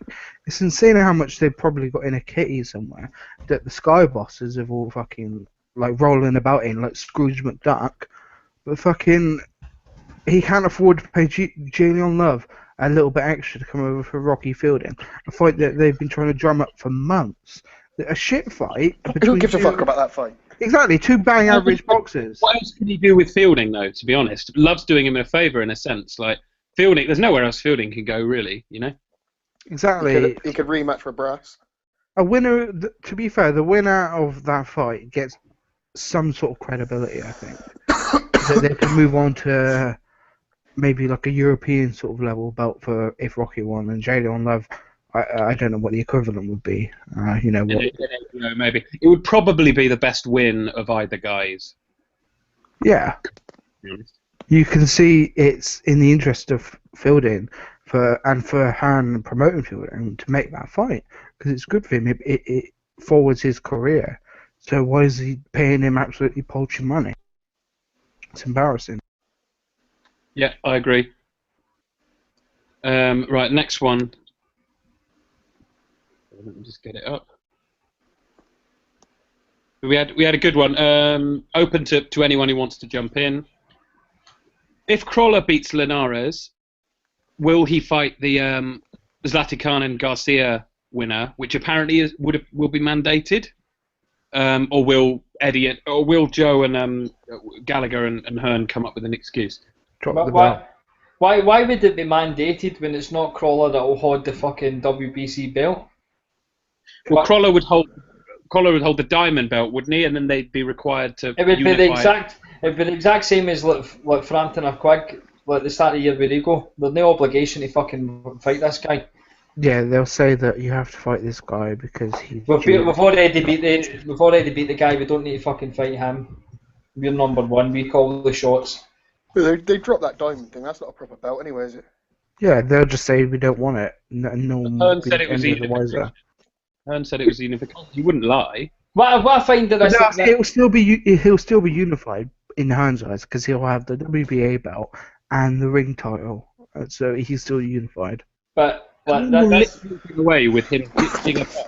This might force Hearn's hand to make the Flanagan fight because what would you have Mikey Garcia might not. Garcia wants Flanagan though, doesn't he? Garcia wants Flanagan. He said it like 5 times. He's getting Slatty. Yeah, but he'll want Flanagan after that. He's made a very, very specific point in numerous interviews to call Flanagan out. Yeah, so it might fucking force Hearn into trying to make that unification because Crawler won that Flanagan fight. Absolutely, and I reckon it'll be a big fight. I reckon it'll be not anywhere near. It'll be a big fight, a Flanagan fight. It won't be pay-per-view, but it will be fucking huge in Manchester at the very least, and it'll be. And he's got a much better chance of beating Flanagan than he has of beating Garcia. Like Crawler has a 5% chance of beating Garcia. Who's going to be beating Michael Garcia? Garcia could beat them all on the same night. I think if he's once he's back. Cannon could beat Garcia. Garcia, when we saw him come back, he always starts slow, and fucking Zlatan Cannon, he comes out like a fucking racehorse. He's straight out, and he's going for it. Garcia's better in every way than Zlatan. Zlatan is a good fighter. I agree. I'm a massive Mikey Garcia fan, just like yourself. But I'm saying that he's got flaws. He's not a perfect fighter. He's still got defensive holes. We saw that in that comeback fight. Maybe that was just ring wrestling. No, and he set back plugs his holes, so that's fine. That story about what was the story about Frampton? Hey, Carl, are you going to go up and fight? What did he say? Are you going to go up and? Did he say are you going to fight Mikey Garcia? Terence Crawford. You're going to go up and fight Crawford? If that's trolling, it is. No, that's your man. Are we talking? I wasn't listening there. That about Ellie Sekbak, that fucking useless piece of shit that goes around and asks all the terrible questions. That who you're talking about, Shep, is it? Yeah. Yeah. About Mikey loves Mikey Garcia, doesn't he? Do you know what he done on the Mayweather Pacquiao fight week? It was like loads of people couldn't get near anyone for a question, and he got one because he's well in with them all. and he got close, and everyone was trying to get a good piece of info from Floyd. And he says to Floyd, his one question was, how can your fans find you on shots? And Floyd jumped on it, you know what I mean, to say his shots name. And that was his one question he asked Floyd. Imagine that. Mayweather Pacquiao fight week, that was his one question he asked him. He's fucking terrible, he is. Fucking, it's hard to believe how much money he makes as well. Does very fucking well out of it all. I think he knows. He plays dumb, doesn't he? I think, and he asks the stupid basic questions, like you say, because he knows the fighters will answer them, and he'll get the views. I do think he knows what he's doing, Setback. I don't think he's as stupid as he acts. But yeah, he doesn't know that much about. He might know a lot about getting YouTube videos, but he doesn't know that much about boxing.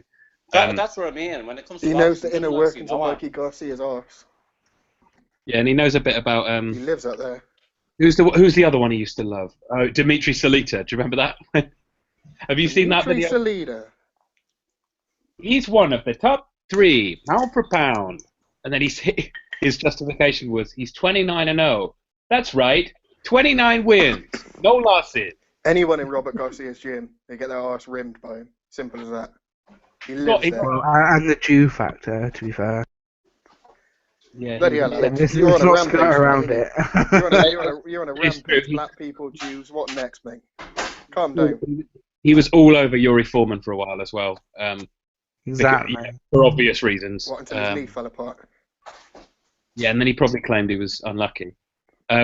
My favourite. Let's do our favourite setback moments. Mine is remember the Rios Acosta fight from like 2009 or 2010 or something. And Acosta just completely outboxed him for 6 rounds, probably won every round. And then he started to gas, and Rios jumped on him late and knocked him out. And after 6 rounds, or 5 rounds, I think, they went to the press row scoring. And like Bernstein had it 4-1 to Acosta, Farhood had it 5-0, and Setback had it 4-1 Rios. It was honestly one of the worst cards I've ever seen. And even the commentators were like, well, that's quite a surprising score there from Eli Sekbak, and he never got asked to do press row scoring ever again because it was just so obvious that he was scoring it for his mate. It was like if you gave Anthony Ogogo a fucking pen and paper and actually had him score a fight. He got schooled by Savannah Mitchell apparently, didn't he? In sparring. Who? Ogogo? Yeah, he's never looked at him the same way again. He's really going nowhere, isn't he? Like I just don't see what the plan is with him at all. Spike would break him. He really would. But I haven't heard Ogogo say anything about that fight. I mean, that would be perfect for him. Like I'm not saying he's ready for it, but like Spike O'Sullivan is a name in Britain. That would be his best win by a mile. Like that's a good high-profile fight for him, and he hasn't said a word to Spike calling him out. And Spike, to be fair, is pretty bang average boxer. He's only known because of that spectacular fucking knockout that he did of Fitzgerald. So and the chair being thrown at him. Yeah. Well, yeah, yes. that. And for his banter, it's his banter. Spike, he's a domestic level. It wasn't thrown at him. The Dublin fans were handed him it. But so there's no need to tarnish the Dublin. He needed crowd. a good sit down after that performance. Yeah, he looked hard, and it looked like he was calling for one, and just someone happened to, instead of getting up through the crowd and handing it to him, they just tossed it. He'd had a very tough 90-second workout. Needed a rest. But yeah, but look, like, you think that fight would be perfect? I'm sure if you had who's O'Sullivan with? Is he with Hennessy? No. No, he's with some American, isn't he? He's with Murphy's Boxing in America. Yeah, okay. So there you go. Easy to make. Sky would have that fight on, no problem. Hearn would love it. It'd probably be quite cheap. But Ogogo totally silent. Yeah. Yeah, very strange. Too busy watching wrestling. Well, it doesn't seem like he's interested in really being a fighter, to be honest. It just seems like he's a bit like David Hay. He just wants to be famous and on the telly. The thing is, what are the Sauerlands doing with their British fighters is what I'm asking. All they seem to be doing is sticking them on either really sort of low on their German cards, fighting absolute bums, or on the Hearn undercards. They don't seem to be promoting them as like serious fighters at all. Who have they got? They've got Groves. They got Groves, Pricey, that Dion Juma, that young kid. And Cesaro. Yeah, and a Gogo. And Cesaro. And Cesaro. Cesaro, yeah. Like I said, and a Gogo. What are they doing with their fucking? And then a few German washouts. What was that thing about Feigenbutz showing up on a UK card? Someone mentioned that. That was the other week on the Leeds card. Yeah, he was like really low down on the Leeds card, fighting some fucking. Is he being lined up for someone then, presumably? Probably Callum Smith. Feigenbutz was on the Cleverly Bellew rematch card as well. Yeah, I remember that. That was the first time he was over here, I think. They were like trying to hype him up as this like all young sensation from Germany, and obviously Tia Carole's fucking made a laughing stock of him. Yeah, beat him twice, arguably. Alex, did you see that tweet earlier? I don't know. It was in the chat, but I don't know. You might have missed it. It was someone mentioned George Groves versus James DeGale as like a future fight to see who Britain's best is at super middle. And the first reply was some Scouser saying Groves and DeGale are both so overhyped. Callum Smith best in the division by far. Yeah, I retweeted that fucking spastic. There's another Cuban up in the Olympics now, Bri. Oh, got to turn that on. I'm just reading that conversation for fucking Rocco and Ainsley. Oh, what Rocco's boy? Why Rocco's Ainsley's boy's always joking. raging, isn't he? What is wrong with that man? Fucking, you can't choke right? He's smiling at home. Aye, and it'll fucking melt in 30 seconds. Yeah, just if in case anyone missed it, Rocco is claiming that one of his kids almost choked to death on an ice cube. Press pass. That photo you've put in WhatsApp, you look absolutely disgusting. So does the bald fucking Josh Woods, man. That's fucking revolting. Paul looks all right. He's got he's had a haircut, I think. Paul, I'd love to fucking. He looks like fucking. If he was yellow, he looked like fucking Big Bird from Sesame Street. Yeah, I'd love to fucking break Paul's head open with a magic hammer. Mate, he'd jab you to death. Is he still alive? Yeah. Press pass. Oh yeah, press pass. Yeah, he's back on Twitter now. Paul David Webb. I'd love to eat his ex-bud's fanny. After press passes cock's been inside it. I don't give a fuck. I'd make her wear a femidom while muffing her. What was that Right. fucking voice note Rocco did the other day? Not the really fucking bad one, but he did another one that was fucking hilarious. I think one of you saved it. I can't deal with Rocco's fucking voice messages. Well, we've got to end the show on one. So No, not that one from the other day. Well, No, I'll tell you not what. that one. I'm not saying play that one because tight. Can I just get a quick heads up before we finish? Can anyone? I'll go around the group. Who thinks Bundu is going to go the distance against Spence this weekend? No, he won't. I reckon Spence knocks him out. Yeah, Spence will flatten him. I think Spence will stop him with body shots. Yeah, I'm not saying. I keep reading that Spence is going to upset the odds and knock him out, but I haven't seen a single person pick Bundu to go the distance. So yeah, I think they've chose Bundu for a reason, haven't they? It's a perfect fight because he's not going to offer anything, and it's a Hearn fight. Mate, it's a classic Hearn fight. He's going to say, "Well, Thurman beat him, but Spence beat him better." Perfect. It's perfect for what they want to do, isn't it? They want to make him out to be a killer. Yeah, absolutely. We don't really have any other questions. I just had one, which actually from the friend of the show, Rob Palmer. He sent me about a week ago, but we didn't have a chance to do it last week. He said, I actually think this is quite good, but it might take you all a couple of minutes to think of an answer.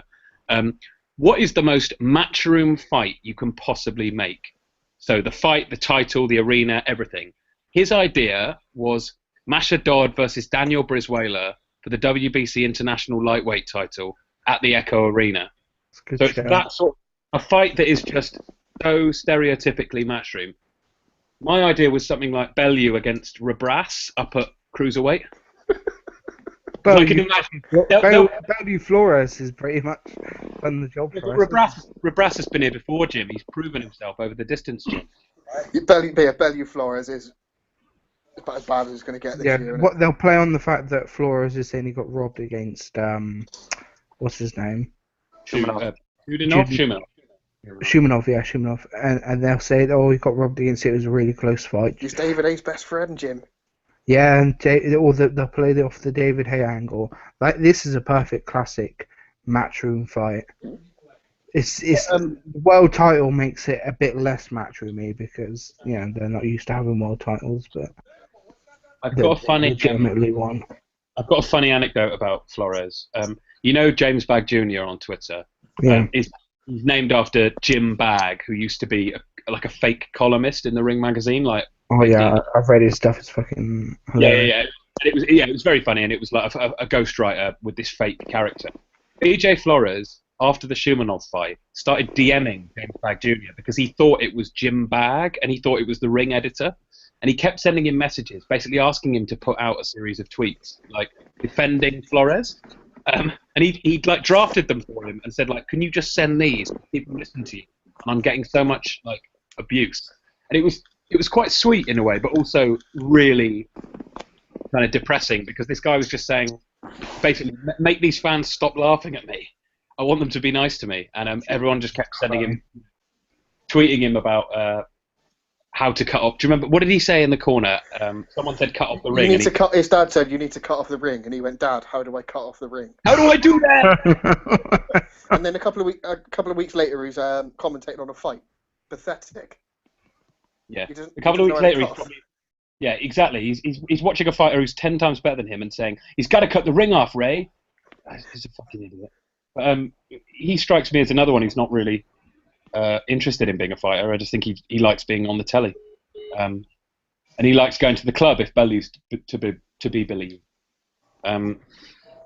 Dewey, did you have any comments before we go about the Olympics or anything? Anyone particularly impressed you or...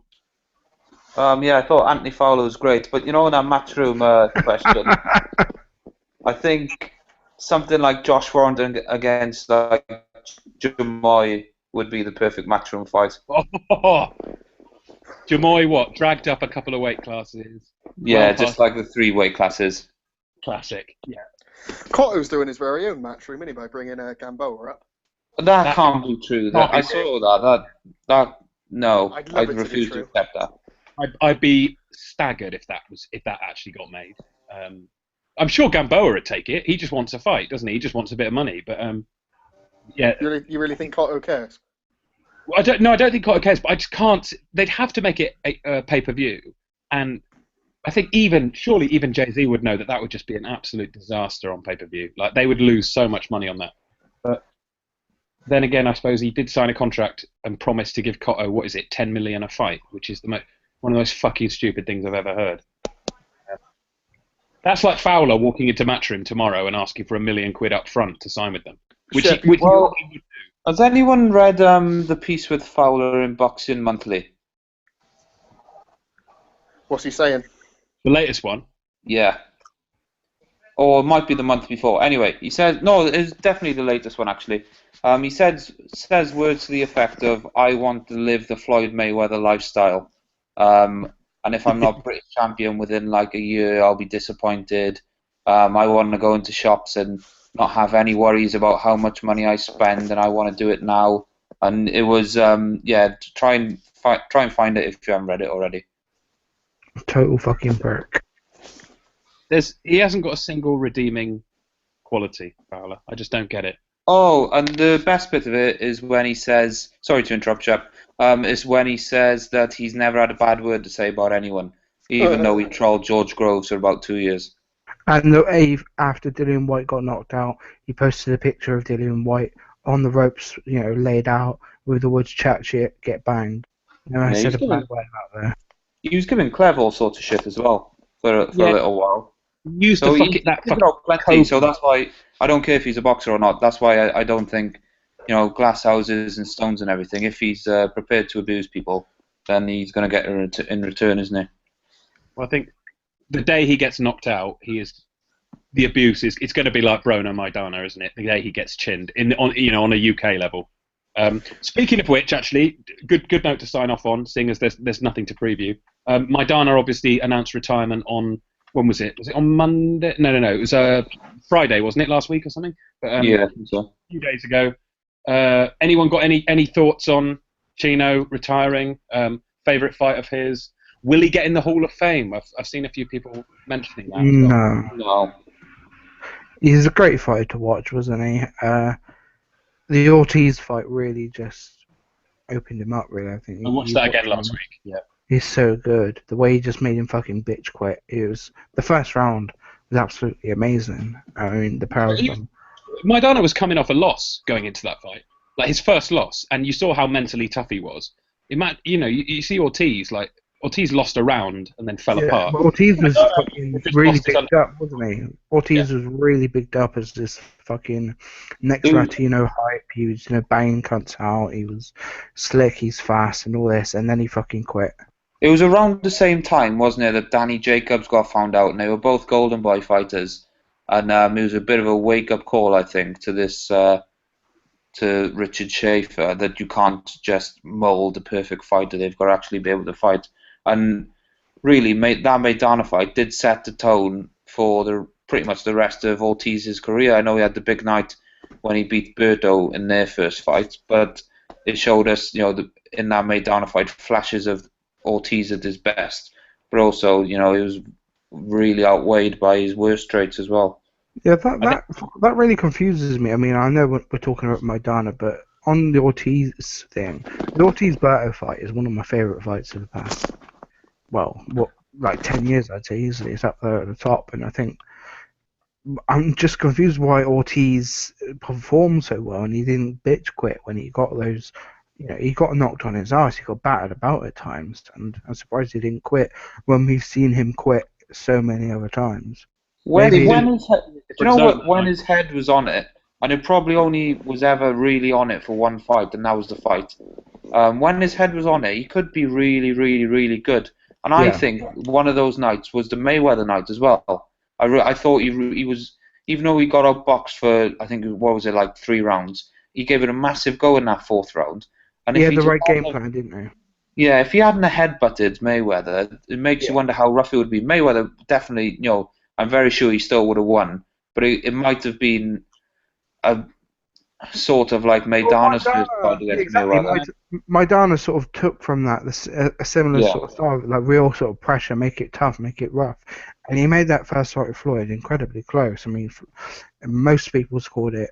I mean, on my initial watching, I scored it a fucking draw, but I watched it back, and I realised that Mayweather did win it at like 115, 113, and 116, 112. I could see as well, but it was incredibly close. But Floyd, obviously, I think maybe underestimated Maidana, because we all thought Maidana as a bit of a banger, and that's about it, really. I wanted Floyd to knock Maidana out that night because I thought he'd hurt him with body shots, and I thought Maidana had looked a bit wobbly up at 147. Do you remember Josecito Lopez hurt him, had him quite wobbly, and Soto Carras had him hurt briefly as well in the fight before. And I thought if Floyd, once this guy gasses, Floyd can really hurt. And Broner hurt him, of course. Do you remember the 11th round? Broner hurt him badly. And he said himself, he was badly sort of stunned. And I never thought he was the same fighter up at 147. But then obviously he pulled the performance out of his ass against Floyd at the end, and that's what ultimately gave him 10 million quid to retire on, or whatever he got for the 2 fights. Yeah, I wasn't convinced by Maidana as a welterweight from the Alexander fight, but thinking about it in hindsight, Maidana probably had about 15 fights where world boxing knew him, so from Kalnick onwards. And I think the Alexander fight was probably the only time he let himself down.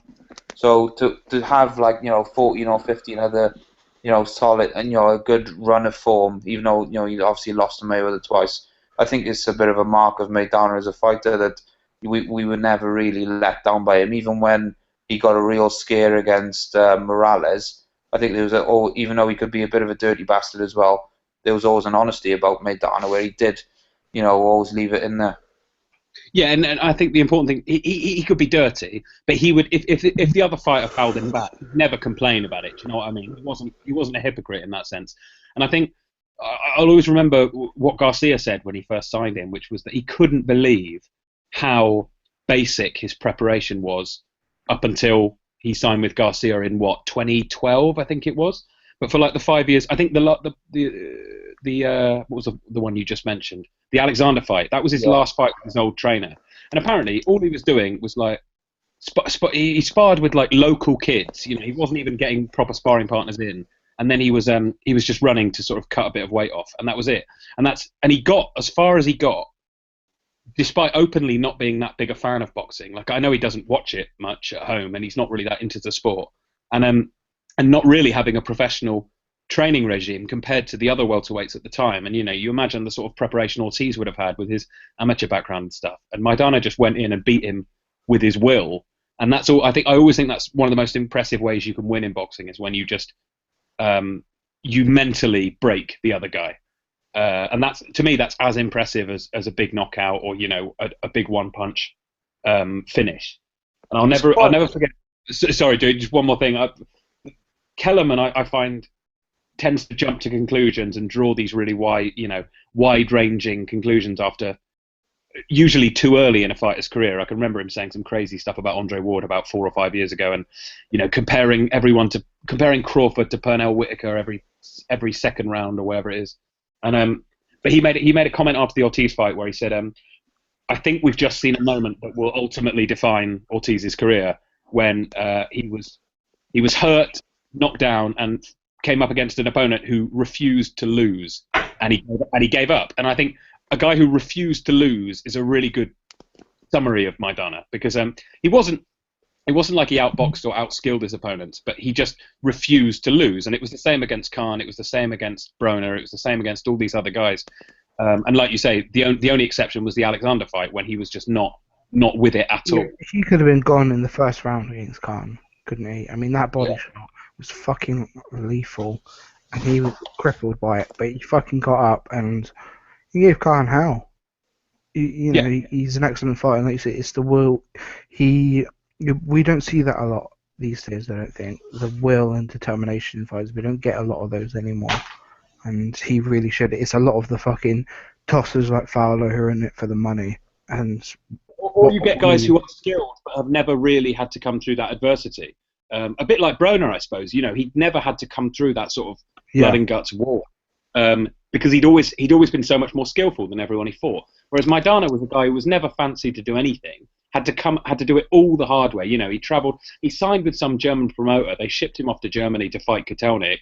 He got robbed on the cards, arguably. I thought he won the fight, close fight. Then he gets shipped off to California to get knocked out by Ortiz and be a B-side. And the guy was never supposed to be anything more than a gatekeeper, and he ended up, giving Floyd his toughest fight, probably since Mosley, I guess. It's quite Mosley. Mosley just hurt him and then did fuck all, wasn't it? Yeah. Well, I mean, like in terms of 2 rounds, maybe. It's quite refreshing as well when you look at Maidana's career that, with the exception, I'm no aficionado on Argentinian boxing, but obviously you have like Monzon and Sergio Martinez and Matisse, but we see so many Argentinians who fight their whole careers in Argentina come out to, for a vacant world title shot, a bit like the guy Oscar Valdez fought last month. They get a vacant title shot, they lose, and you never hear of them again. So I think it's quite refreshing to see that Maidana had, I think, his first 20-odd fights all in Argentina, but he was actually a really good fighter. Yeah, exactly. And it's nice when you see a guy who wasn't meant to be a superstar become the main event guy. I think that's always great, because I hate the way so much of it is predetermined in boxing, and you can see what the promoters are doing, and you know that everything is set up for a certain outcome. And I think, there's no promoter on earth who could have said 10 years ago, I predict Marcos Maidana will be headlining Vegas shows, in 8 years, 10 years time, whatever. And it's nice when someone surprises you, I suppose. It was he did make. I'm just thinking of the fights that he did have in the home corner. Morales and DeMarcus Corley, even though he was a clear winner. When he was in the home corner, he did make hard work out of it quite a lot. In quite a lot of those fights as well. And another sort of caveat on his career, he insists, and his team insists to this day, that they had a rematch. They had a contract for a rematch with Khan, and Khan's family, they say his dad, broke into their hotel room and stole the contract. And he insists that's true. His manager said it in like countless interviews that Khan had to sort of physically, but sort of steal the paper and rip it up to avoid the rematch. Don't know if it's true, but I thought it's a funny story. That's going to be absolute horseshit. Yeah, because surely in Argentina they have photocopiers. No. But he's saying that they were traveling or whatever, and it was in the original contract for the first fight. I'm not saying it's true. I'm just saying it's something that his. his team has always insisted was the case. Ridiculous. I also love that Maidana was a country boy and he had like gang tattoos as well, especially with the gun on his waist. I thought that was amazing. Yeah, and but in the 24/7, he was just shooting like ducks, wasn't he, in the fields in Argentina. And Floyd was in the casino, and then it cuts to Maidana in the back of he's an Argentinian redneck, isn't he? Like, let's be honest. But yeah, no, respect to him, and hopefully we'll see him. I know some of his family box, so hopefully we'll see him back, ringside or whatever. I could see him ending up in a corner or two in the future. I don't know, carrying the spit bucket or something. Carrying a fucking KFC bucket, more like. Fucking size. He has lost a bit of weight recently, since Christmas. He's not That's as fat why as he... I think, Chef, that's why I think he's come out and announced his retirement now, because his brother fought on a show I can't remember very recently, like in the last couple of weeks, and a few reporters looked at him and said, "Are you coming back?" And he was like, "I don't know."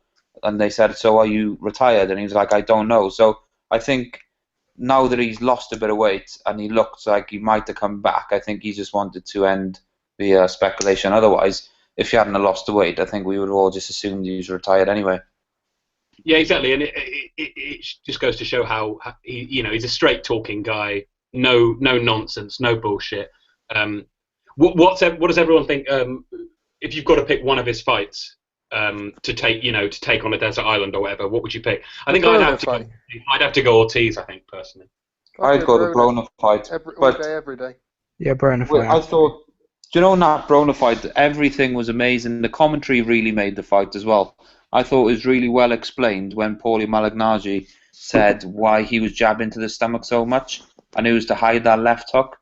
And obviously it paid dividends twice in the fight, didn't it? But I do maintain, as much as Broner is a scumbag, and none of us like him because he is a scumbag, he did show balls, and he did take a bit of a beating that night where some of the fighters might have gone out on their stool. He did, but he did also try and quit. Do you remember when he claimed he got headbutt rolling around on the floor? I think it's a funny one with Broner there, because, yeah, like you say, he didn't quit, but he did try and get Maidana disqualified, which is it's weird.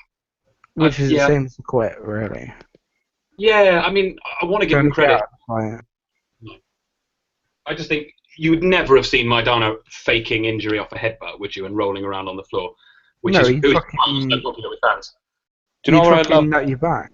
I'm just thinking of Maidana highlights as well. Do you know when, I don't know if any of you got siblings, but when you're a kid and your mother's not looking, so you twat your brother on the sly?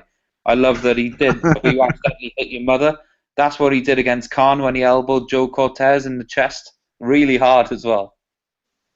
Yeah, I think he had a point off for that. Yeah, he got a point off, and he was in danger. I remember he was in danger of getting DQ'd at one point in that fight because he was really losing his rag a bit. But great fight. And we forget about the Khan fight, don't we? Because he had so many. But even what was the one against the Josecito fight was a really good 6-round, back and forth war. And then the first Floyd fight was great. I mean, I've never seen Floyd in that entertaining a fight, to be honest. Well, not for years anyway. But so nothing but no one's got a bad word to say about Maidana really. And I think when you're talking about boxing fans, that says a lot. Bit of a contrast to Anthony Fowler. I'm sure Fowler will have just as illustrious a career. Yeah, we can't end on it. We can't end on a positive note. So fuck Fowler. He's a cunt. Can I just ask everyone, what weight do you reckon Fowler will turn over at? Will he go down to light middle, maybe? Yeah, he will do light middle because he was a welterweight for years and years and years, and then about 3 years ago he went to middleweight. But I can remember at the time, interviews in the back pages of Boxing News with John Dennon when he said he's well within the weight. It's just a bit of a stretch to do welterweight, so I think he'll be light middle because he doesn't look any bigger now than he did, 2-3 years ago. So we can expect to see him calling out Kell Brook or whatever after. He keeps saying middle. He kept talking about middleweight for a while, didn't he? That he was going to be Golovkin and all that shit. So I was thinking middleweight, but like you see, you've got to cut a bit of timber off from your amateur career. So light middle does make more sense. Well, yeah, you're thinking it would make sense for him to boil down a little bit, wouldn't you? But yeah, but he's got those champions are all apart from Lara. The other three are pretty young. The two Charlos and Andrade. He's got no chance of ever beating any of them. So I look forward to him. Just look how good amateurs Luke Campbell and Tom Stalker were. Tom Stalker was on fire. He won gold at the Europeans the Commonwealths, a bronze at the World Championships, and he's not transitioned. And he's twice the fighter Anthony Fowler was as an amateur. I know he got bronze in the World Championships, but he would have got pummeled by Jason Quigley if he didn't pull out injured. And look at Luke Campbell, another really, really good amateur. And these guys are streets ahead of Fowler, and they haven't transitioned. And I really struggle to see Fowler transition. He's way too stiff, way too slow, and I think he might slip up against maybe not a journeyman, but someone who's won a few more fights than they've lost. I could easily see him losing at British level, for example. Yeah, and I think like you say, he just looks slow to me. Maybe that's a weight thing. I don't know, but he just doesn't look fast at all. Very slow feet, very slow hands. But well, his feet always go before his hands. I know, ideally you'd want them to go together, but you wouldn't. Every time he jabs, his left foot goes about 2 foot in front of his jab, and it's so telegraphed. Even at British level, you won't get away with that. No, and he couldn't get near that. After about 30 seconds, the Kazakh guy had him completely figured out, didn't he? Couldn't get near him. I'm so glad he didn't get a medal as well. That is absolutely no disrespect to any Kazakhstani listeners, just because Fowler has no excuse now. I'm so happy. This couldn't have worked out any better. I remember in that third round of that fight, the shots were bouncing off Fowler's head. And yeah, and he was getting wobbled and hurt by them, like visibly hurt. You think if that had gone 5 rounds, I think he would have got stopped, I think. Every time as well. Yeah. It was exactly the same punch. It was like Groves against Froch, It was the same punch he was nailing him with over and over and over again. Which is appropriate because Fowler is the mini Froch. I just think it's he's got this because he's so offensive in a lot of his actions and a lot of his ridiculous comments. The one that I can't forgive is if you die poor, it's your fault. I think it's just disgraceful for a lottery-funded, sportsman to say that. But anyway, his profile is so much bigger because he's such an unpleasant character. If you look at his record since the Commonwealth Games, I'm very sure that he'll have won as many fights as he's lost. I've not been counting, but every other tournament he loses early as well. So it's not like he's racking up the wins, and then going out to the semi-finals. He's going out, at last 16s and quarter-finals. So, I don't know, I think he's been so overrated just because he's so high-profile. And his form since the Commonwealth Games... It was Commonwealth Games gold, wasn't it, that boosted him? I think he got ranked 3 in the world after that or something. Yeah, and he's probably ranked about 20th now. Yeah. I think you're right, Dewey. He could be a real bust in a couple of years. He could be a stalker level bust in a couple of years' time. I think. Yeah. Hopefully, we can pray that happens. Yeah, this is more hopeful talking at the moment, I think. But oh dear. Anyway, anything else to preview? I haven't even got a chance to talk about how great Margarito was, but he got the business done. Greatest pressure fighter of this generation. We'll have a Margarito appreciation show when he retires. Yeah, when his eye falls out and he never will retire. He's a machine. Both of his eyes have fallen out and he's on like one leg and still fighting. And he still won't get. He still will never quit. Unlike certain other people. Yeah, he still won't take a knee. Who knows what one day. I'd like to see him on a genuine note. I'd like to see him fight Kirkland. I actually think that fight would make a bit of sense and would be just a complete bloodbath. Loser leaves town for good, maybe. But anyway, unless you guys, should we wrap it up? Unless you guys have got anything else, I don't think there's anything else to preview for this weekend. It's literally just Spence. Yeah, and there's no point talking about it. So. And then we could do a recap of the Olympics once all the golds have been done. Yeah. Mm-hmm. I've almost gone a whole pod without mentioning Clev, just to say. I saw him on the weekend. He's looking really good, and he's going to punch Jürgen Bremer's face in. Yes, he is. When is that fight, Dewey? The 1st of October. So it was 7 weeks on Saturday, just gone. If he gives Clever hiding, I think we might have to elevate him to Sir Cleverly or Sir Nathan. I think he's getting there. I'd love it. Do you know where they're fighting as well? It's called like the Jan Sport Forum. Obviously, you say a lot better than that if you speak German. But they've had 2 world title fights there. One of them was Daniel Giel. I think he was against Sturm, if not Silvestre. And Giel became world champion. And the other one was Hernandez beating Steve Cunningham to become world champion. So I'm not superstitious at all, but I do like that world champions have never retained their titles there. Even though Bramer's not a real world champion, but still. I think if you're going to Germany, that's as good a place as any, isn't it? Yeah, absolutely. And we've just had a tweet saying Brian King is a nonce, so that's a great note to end on. Thanks very much, everyone, and cheers to Paddy Barnes and Mark for hopping on as well earlier. And we'll get press pass on for longer next week, ladies. Cheers, guys. Hey, press pass, guys.